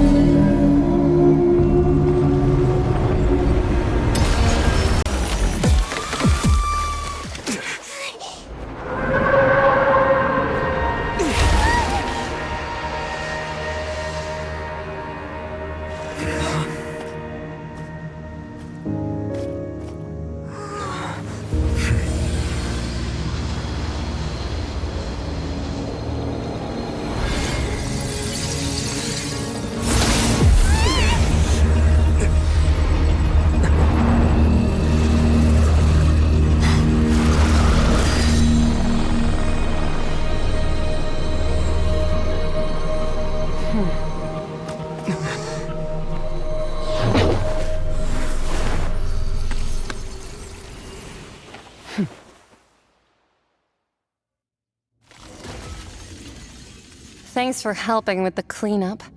It should have been my job, but... oh well. It was just supposed to be a short private training session for me. I didn't think that my disciple and my master's pet would start brawling in the meantime. Well, actually, I had a feeling that it would happen at some point, but they bumped into one another earlier than I thought. What a blunder. I suppose I'll have to swing my sword 3 million times as penance. That power. Who are you exactly? Paimon has an idea. From what she said earlier, she must be Child's master. Skirk, right? It's just that he gave us the impression that she was the less talkative person. I simply did not have anything to say to the weak. But you, on the other hand, managed to defeat the all-devouring Narwhal without using power from beyond this world. So you may speak to me as equals. I have to agree. It's a strange use of a planet's primordial waters just to raise an all-devouring Narwhal. That kind of power is wasted on it. It's not cooperative. It eats too much. And I have more important things to do with my time than pet sitting. The only thing that creature has going for it is its looks. All in all, it fails as a pet. Miss Skirk? I think you might have missed the point. The point being? Well, being that this pet almost destroyed an entire nation. So what sort of person is your master? Well, Child's master's master. Wait, is that right? Oh, right. So you don't know him. Sorry, I assumed you did. His name is Sertologi. Huh? I am unfamiliar with that name. Huh. So Master isn't sufficiently famous.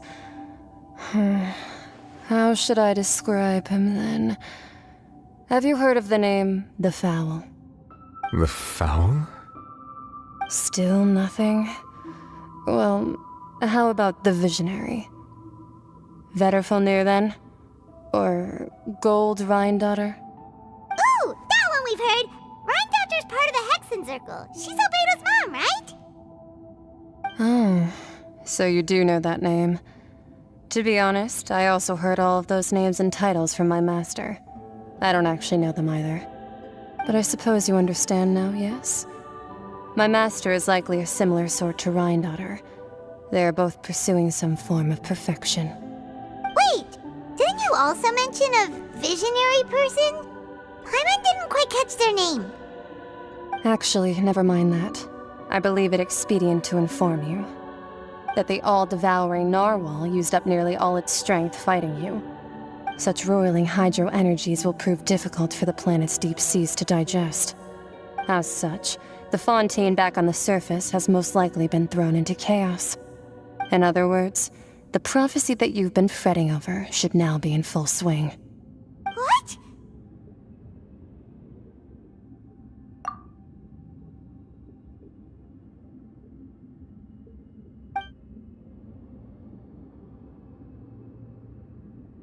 Not to worry. Focalor has already managed to deceive the heavenly principles.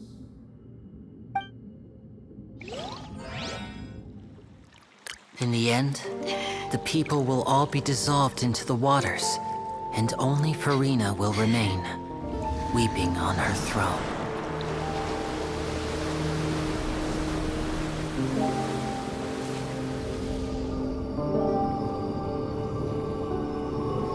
Only then will the sins of the people of Fontaine be washed away.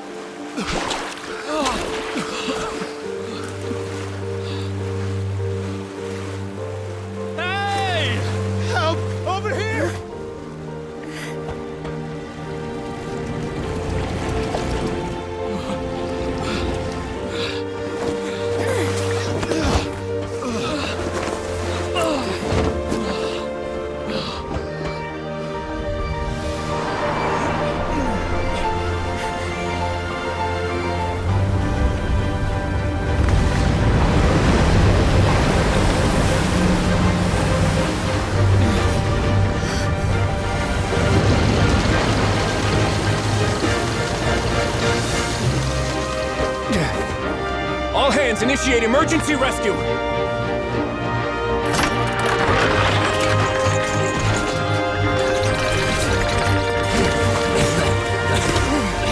Hurry!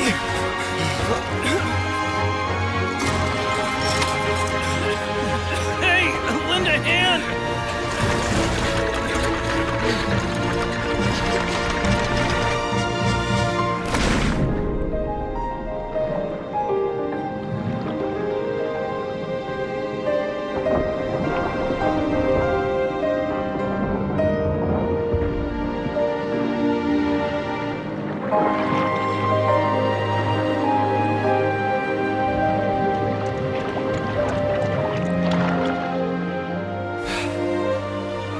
Look!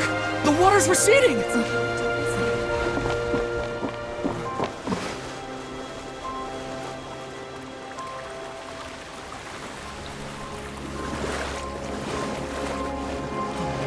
It's a miracle! Water's receding. We didn't dissolve. The prophecy was wrong. The prophecy was wrong.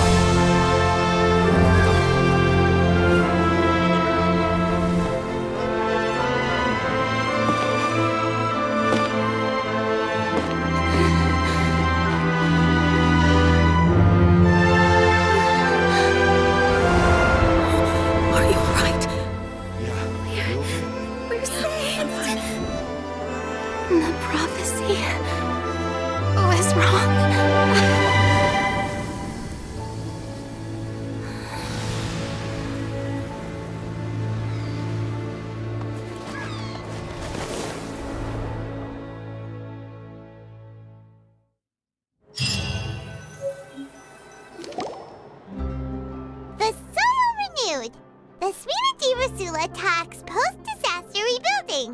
I recently visited Poisson to meet with Miss Navia, spokesperson of the Spina di Rosula, and we spoke about Poisson's present and future. Old soil can still give birth to new bloom, Miss Navia stated. Hope is like seeing a small cookie when you're starving late at night. You just need a little of it. Skyship Winglet, boon or bane of the Fontaine Research Institute. The various disputes that have arisen on account of Mr. Edwin have suddenly become a shield over the Institute, with Jurier turning out to be a once overlooked hidden gem. People always call the first researcher mad, but few know what to call the second. And should that latter person achieve a miracle, they would find it all the harder to find a word with which to classify him and his team. Wow! Paimon barely recognizes the people in the reports. Are those really Jurier and Navia? They sound like real big shots. What do you think? Pretty enthralling, huh? The Steambird's idea was pretty simple. With the disaster just having passed, we would print a free edition packed to the margins with good news to calm people down. The value for these big scoops lies in their inevitable follow-ups. We'll publish further reports and go into the stories behind those people. Edwin's assistant, Jurier, created a true flying ship, while Navia is leading people in the reconstruction of their home. I'm sure that these stories could draw even your well-traveled eye. Paimon's curious too! Wait a minute. Didn't we watch everything happen from start to finish? What's there to be curious about? And that's exactly why I'd like you to come conduct interviews with me. You're the best incubators of news, if you haven't noticed. And also, with you around, I'm sure I'll get to see that Duke. Are you sure? Hasn't he turned you down several times already? Oh, this time will be different. Come on, let's head to Poisson first, and then make a trip to the fortress. There are some things you'll only know when you get there. Navia! Oh, it's you. What brings you all here? Hey, we're just having a look around. I'm here to update myself on how things are going here. Oh, the Fatui are here too! Let me introduce you. This is Mr. Garunt Snezhevich. He represented the Knave in sending us a large amount of supplies, and is helping with our work. Our residents are hard at work as well. Thanks to everyone, work is progressing nicely. We've lost a lot of people, but we're moving forward. That will have to be enough. Hello, Miss Charlotte. I'm a big fan of yours. I especially like that article you wrote last year about Fontaine's stray cats. But if you don't mind, could you not emphasize our role too much in your report? It's not charity we're doing here. We just happen to share the same interests as the Spina. I get where you're coming from. I'll keep it as simple as possible. Or would you be willing to feature as friendly neighbors? That would be fine. Thanks. Oh, you're back too. How are things? We finished laying down the construction materials. It'll be another hour before the workers are able to go over there. Huh? You're here too, Clarant? Well, her reputation's greatly risen after that whole duel business with Miss Farina, so she's here in Poisson to wait out the heat. All right. She really came here to help me out. There's too much to consider in the reconstruction of Poisson. The Spina has need of more decision-makers. And, well, I do already happen to be connected to Mr. Callis. Oh, wait just a moment. Do you mind me asking a few questions? You know, about how you felt before the duel, about what it was like facing down a god. There's lots of exciting material there, I bet. Forget it. I'm sure you can find a better theme than that, Miss Charlotte. I see you're the same as always. Couldn't you do me a favor, for Navia's sake? Well, if we're talking about doing things for my sake, you might as well just take a few more photos of me. Or of the Traveler. It's better than wasting time persuading Chlorand, at any rate. Of course I will. I'm not gonna let him off that easy. All right, then everyone who wants to be in the photo, gather up. And smile.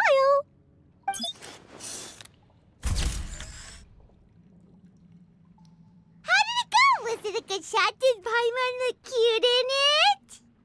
Not bad. Your addition really helped the composition of the picture. All right, hang on a moment. Let me snap a few more shots. All right, that should do it. I'll be back here later anyway, so let's call it a day. You're very quick. Speed is of the essence when it comes to the news, and freshness is the key. Also, not to brag, but I'm pretty good at building connections. Who knows? I might eventually get that interview with you after all, Miss Clarande. Wow, you really do have that never say die spirit. I'm impressed. I'll hazard a guess that this is how you got that interview at the Fortress of Masquerade. Whoa, you're well informed. Let me make a guess too. I asked Sijuin who told Monsieur Nervillette, and he told you, right? That's a very complete information chain. In truth, all Monsieur Nervillette asked me was, when did the fortress become so friendly towards the media? I told him that it was best not to speak too soon. There's no guarantee that Ridesley will make a personal appearance. You're right. I've got to treasure every moment I have with them. In which case, I'll be making a move first. Stay safe now. And tell me if you hear anything interesting. I'll treat you to afternoon tea in exchange.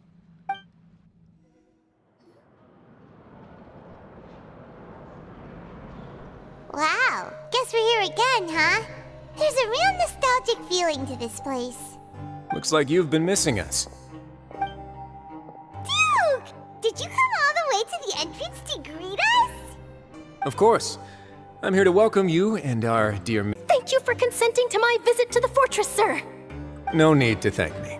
But that said, I shouldn't be the focus of your interview. I trust you recall our agreement? Of course, of course. All right then, this way.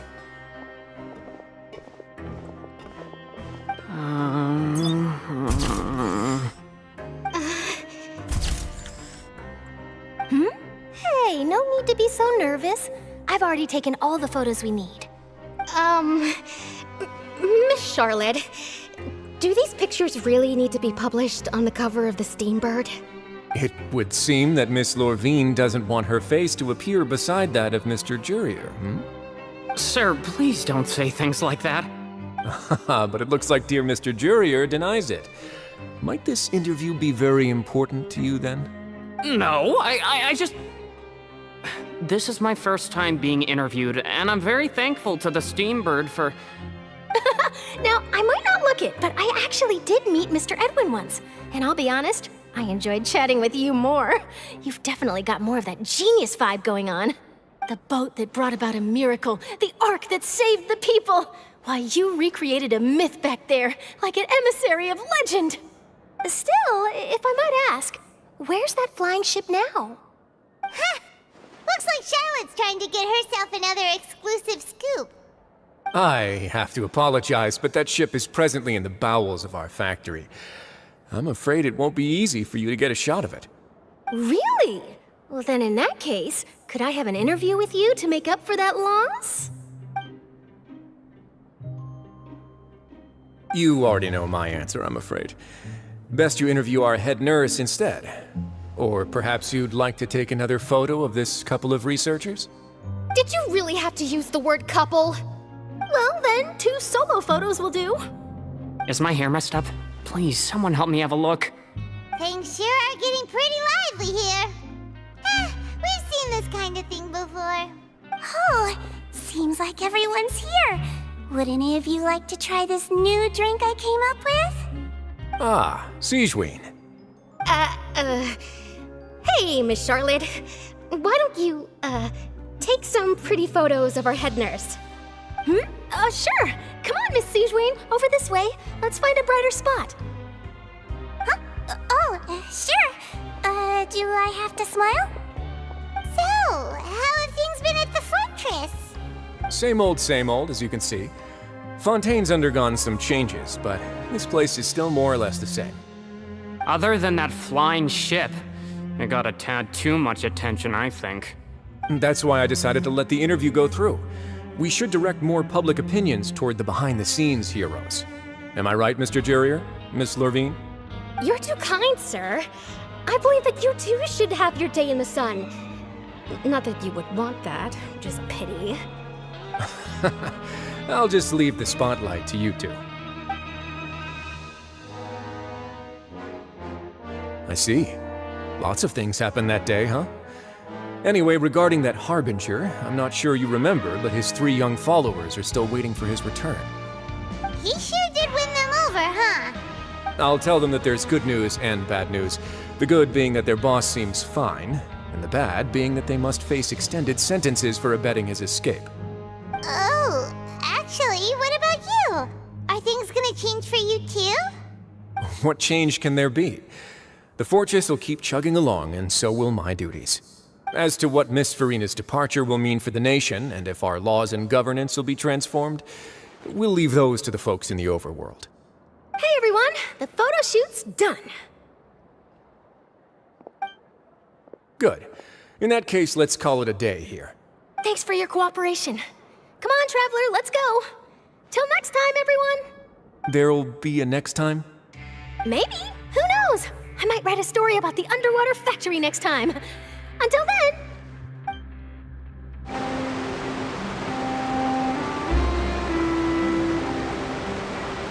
I didn't see them! They really are here! How did you know? Navia mentioned that she stayed in touch with Linny and the others after working together. Apparently, they've been at the docks distributing these strange pockets the whole time since. Traveler, Paimon. Ah, and Miss Charlotte, too. Would you like a magic pocket? What sort of gadget is it? It's a wondrous bag that can be used to carry many things. The water level has returned to normal, but if you see any of your things floating around, you can use this to carry them. Or you could trick a friend into doing it for you. Trick a friend? I wonder which of my friends would fall for that.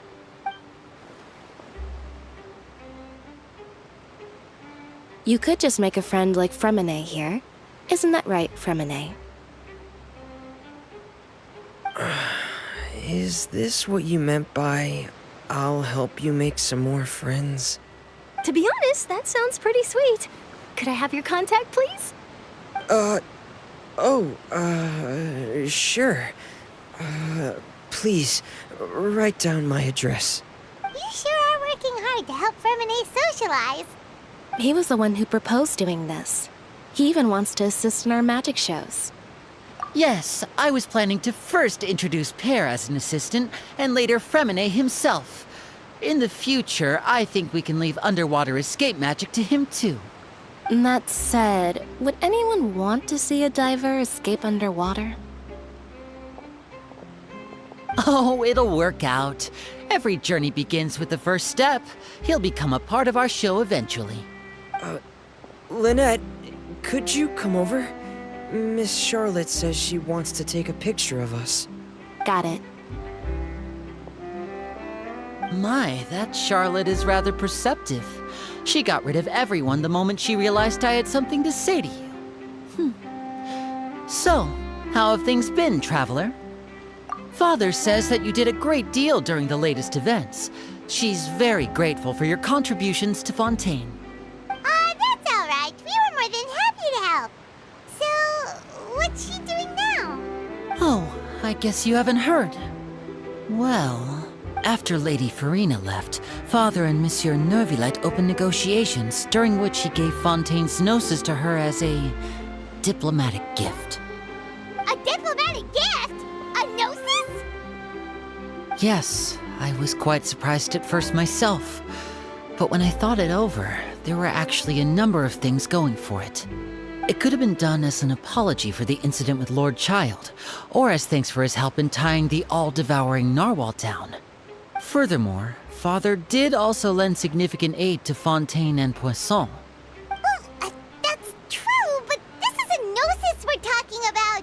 Doesn't this seem a bit irresponsible? I would agree, but I've also heard that it seems that Monsieur Neuvillette has had a significant change of heart regarding the matter. So there's some reason for this that only Neuvillette knows about? I suspect you'll have to ask him about that yourself. Ah, yes, speaking of which, I did see him strolling around the entrance to the Fortress of Masquerade a while back. Isn't he real busy and stuff? Paimon didn't think he'd have the time for that. But back to the topic. The gnosis was given to the knave, right? What about Child? They say that he's returned to Snezhnaya to recover from his wounds. I hear that the recent disaster really did a number on his health. That's true. When you think about it, we've had loads of run-ins with the Fatui. To think we'd be allied with them this time. So shocked by such a simple switching of sides?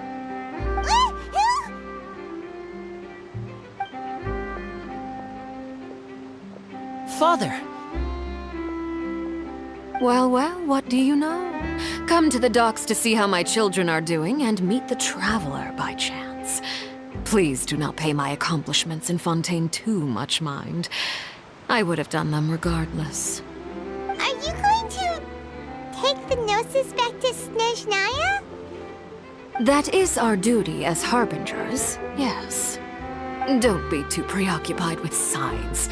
The goal of the Fatui concerns not a single place or person, but the entire world. With such a grand goal in mind, it is inevitable that we must wear many masks. Switching my masks is something I've always done. Well, that depends on many things. No one truly knows what the future holds. What good is honesty if you can't rely on it forever? As for you, I very much look forward to our next collaboration. Good things cannot be achieved alone, and you've proved yourselves to be great partners. A vision? All right. I'll remember to return it. Thank you for keeping it safe for him this entire time. And that's a wrap for me. Huh? You're... Greetings, Miss Journalist. Hello. If I'm not mistaken, there are diplomatic channels I'll need to report to take a photo of you. That is correct. So forgive me, but I will not be able to serve as a subject in your article. However, feel free to write as much as you'd like about our dear magicians and our upcoming rookie talent. I will. The sea breeze is quite pleasant. I shall continue my walk while the weather remains so agreeable. Farewell. Farewell, Father. Oh, she has such an intimidating presence. I didn't even dare to take a picture.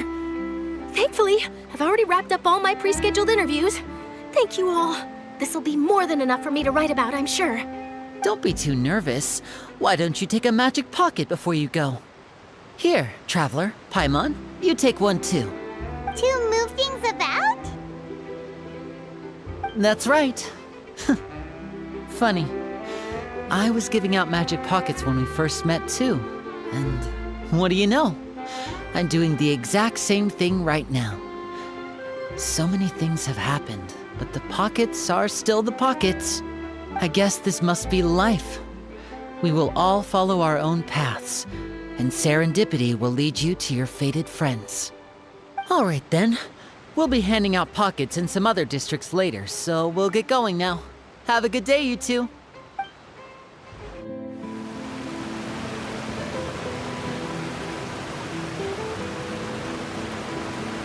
So, you really are here, Neuvillette. I didn't think you were going to have free time this hour of the day. Really? Oh, I suppose you must have met Mr. Linney. He took the time to greet me earlier when he passed this way. In any case, you came at a good time. I was just considering reaching out to you to set up a meeting, so I may explain some things that I haven't had the time to before. Aw, Paimon's glad that you remembered. Thank you for keeping us on your mind, what with you being busy and all. Alright, let's have it then. How was Fontaine actually saved? The whole business is still quite the mystery to us.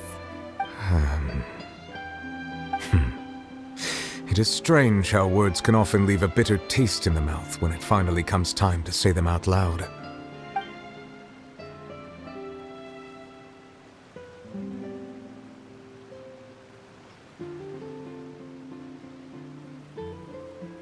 Whoa.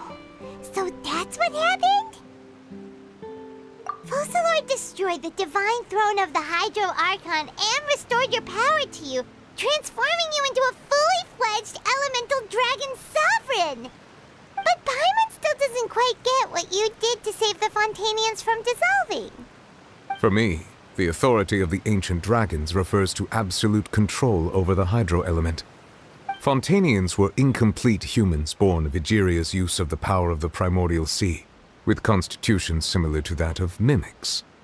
But so long as those primordial energies remain within them, I could use the ancient dragon's authority to grant them true blood, after the fashion in which life was first brought into being on this planet. In other words, when I gave my verdict, Fontanians became true humans, and thus would naturally no longer be dissolved by water from the primordial sea. Focalor must have counted on you to make that decision as well. Your verdict was the key to making the prophecy appear to have come true while saving everyone. Yeah, and in a manner of speaking, Focalor finally managed to fulfill the original Hydro Archon's wish to turn Oceanids into real people too! It seems from your expressions that you still have more things you wish to ask. Ask away. I will tell you the truth as I know it.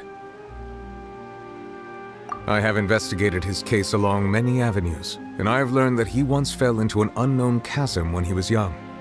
There, by chance, he awakened the all-devouring narwhal. But whether it be by sentiment or reason, that should not have been enough to consider him the root cause of the disaster. At most, he would have had tangential liability. As for the judgment passed by the Oratrice during the trial, whether it was due to that liability by association or Focalor deliberately using him to buy time for us on the assumption that he would be able to hold the creature off, I cannot say. Guess Focalor had Fontanians in mind the whole time. In the end, it was thanks to her that they finally became real humans. Hang on a second. Paimon suddenly got another question. Back when Fontanians hadn't yet become real humans, were the children they had also transformed Oceanids? Life has always flowed like water. Do you recall how Fontanians would often come to the Fountain of Lucine to pray for children? Yeah, Lynette said the fountain is where all the waters in Fontaine converge. In truth, even those couples did not know that such prayers were no mere custom, but instead a form of ritual. Those Oceanids who were blessed within the spring water would later descend as new humans in the coming months. Paimon sorta gets it now. Either way, it seems like this ritual won't be of any further use, but it'll probably live on as a local custom. Ask away. I will tell you the truth as I know it. Yeah, about that. Risley said Farina has already left. What's that all about? Ah, Lady Farina. The people are only aware that her death sentence has not been carried out. She abdicated the post of Hydro Archon and left affairs related to that title to me, before leaving the Opera House. I related Focalor's words to her faithfully and completely. After hearing them, she seemed neither saddened nor comforted.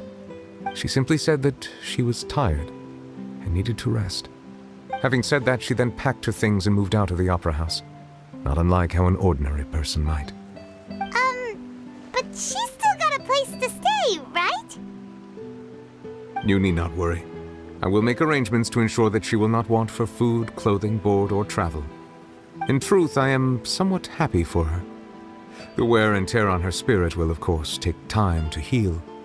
But now that she no longer has to play the role of Focalor the Hydro Archon, she can finally lay down her burdens and lead a normal life. What about you then? What are your plans now that you've regained your full powers as the Hydro Dragon? After Focalor passed on, the Oratrice also ceased to function. This matter will directly affect our trials.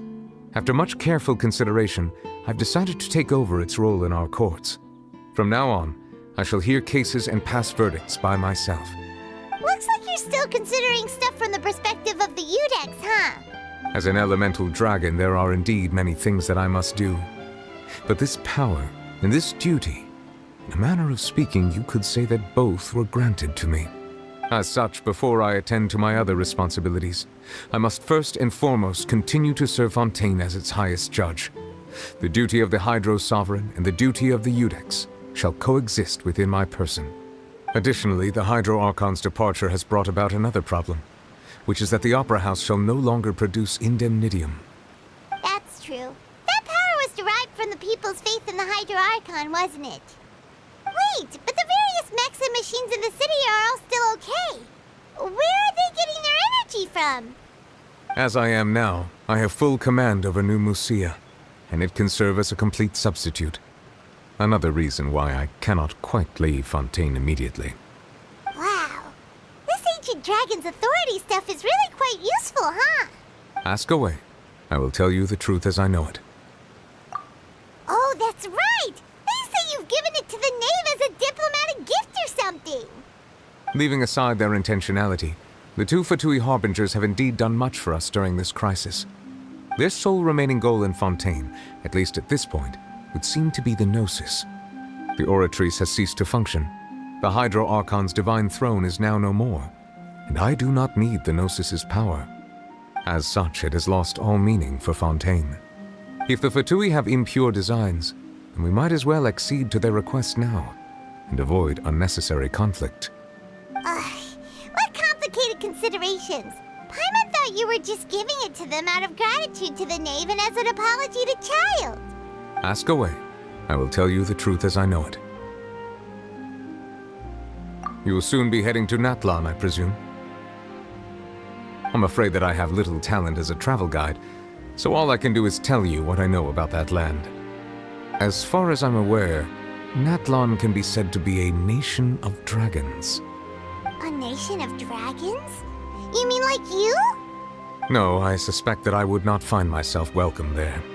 Unlike ancient dragons such as myself, the dragons of Natlan have undergone long years of development and evolution.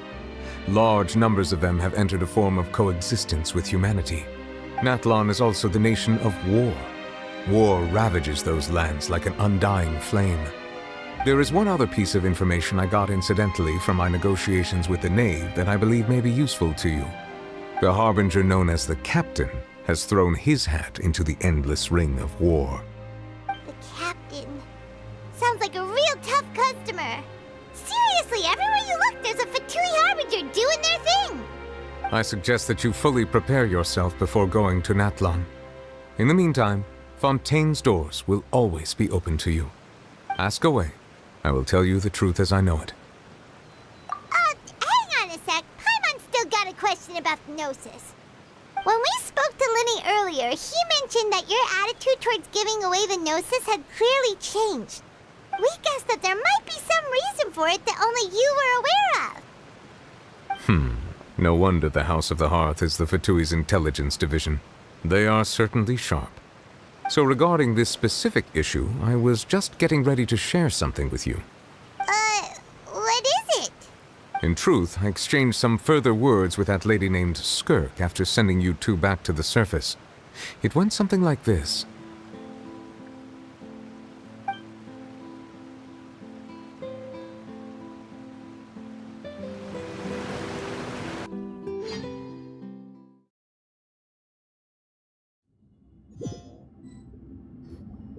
Well, we're going to head topside to see what's going on. You hurry over soon as well, all right, Nervalet? What next? The all-devouring narwhal isn't here, so I'm no longer getting any interference. I can finally catch the scent of your power, what it's made of. It is the authority of the planet's primordial dragons, but with something very similar to a god's curse mixed in. It's quite a novel blend. I'm sure I've encountered something like this before. What was it again? I do not know what you speak of. Of course. How could I forget? You should have the remains of the third Descender on your person, yes? Remains? I've never heard of any such thing. According to your parlance, I believe it may be called a gnosis. Well, that much is true. After Focalor's divinity faded, she handed her gnosis to me. But I fear I have never heard of it described in the manner that you just did. I've been training with my master, the Foul, ever since I was young, and I have never returned to the surface since.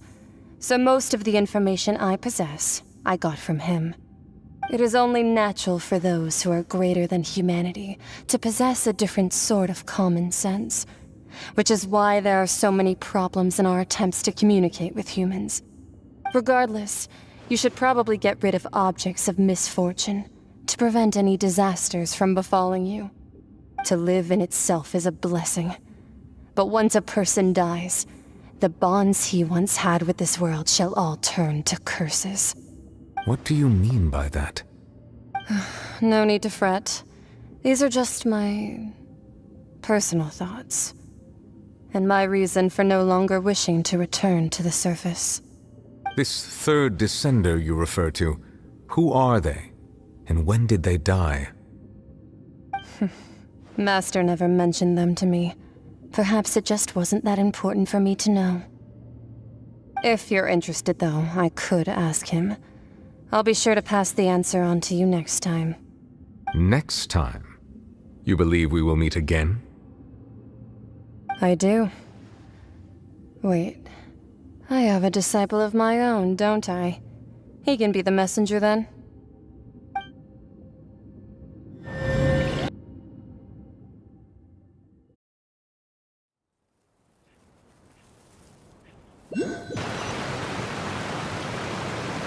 That's what she told me. Whether it would prove useful or not, I wanted to pass that information on to you. The remains of the third descender? So that's what the Gnosis actually are. Paimon just thought they looked like chess pieces. How could they be a person's remains? All the same, assuming that there was no misunderstanding or special metaphor at play, that is what she meant to say. And she said that it would bring misfortune and that you should check it, which is why you gave it to the Fatui. If she speaks the truth, then I would simply be putting Fontaine at unnecessary risk by keeping it here.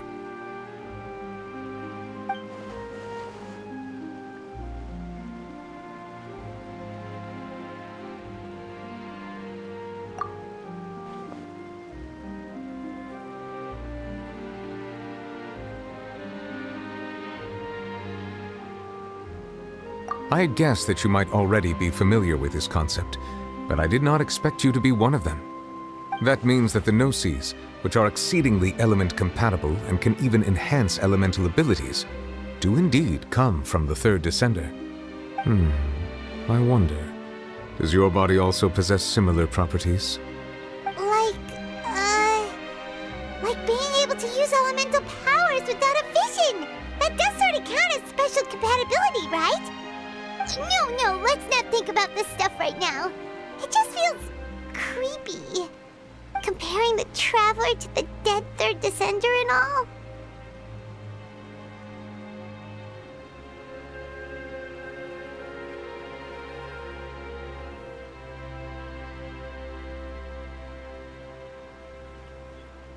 That's what you say, but this topic still feels like bad luck. Once Child recovers, let's get some more answers out of him. Or go look for his master and get the answers that way. I too believe it unwise to make too many blind guesses when information is lacking. The same is true of being at court. All right. Whatever the case, it seems like the crisis here in Fontaine's over for now. Yes. All of Focalor's efforts were for this moment as well. But she sacrificed herself in the end as a god, and she suffered through all those years as a human. Was that really what she wanted? I suppose that would be the mystery of a god's will. I suspect not. But once in a while, I too would guess that if wishes were like the clouds in the sky, they will one day return to the earth as raindrops. Life flows like water, and rain is the final answer. The water levels may sometimes tilt one way or another, but the rain falls fairly upon all. And what, ultimately, is the difference between the rains that fall upon all of us?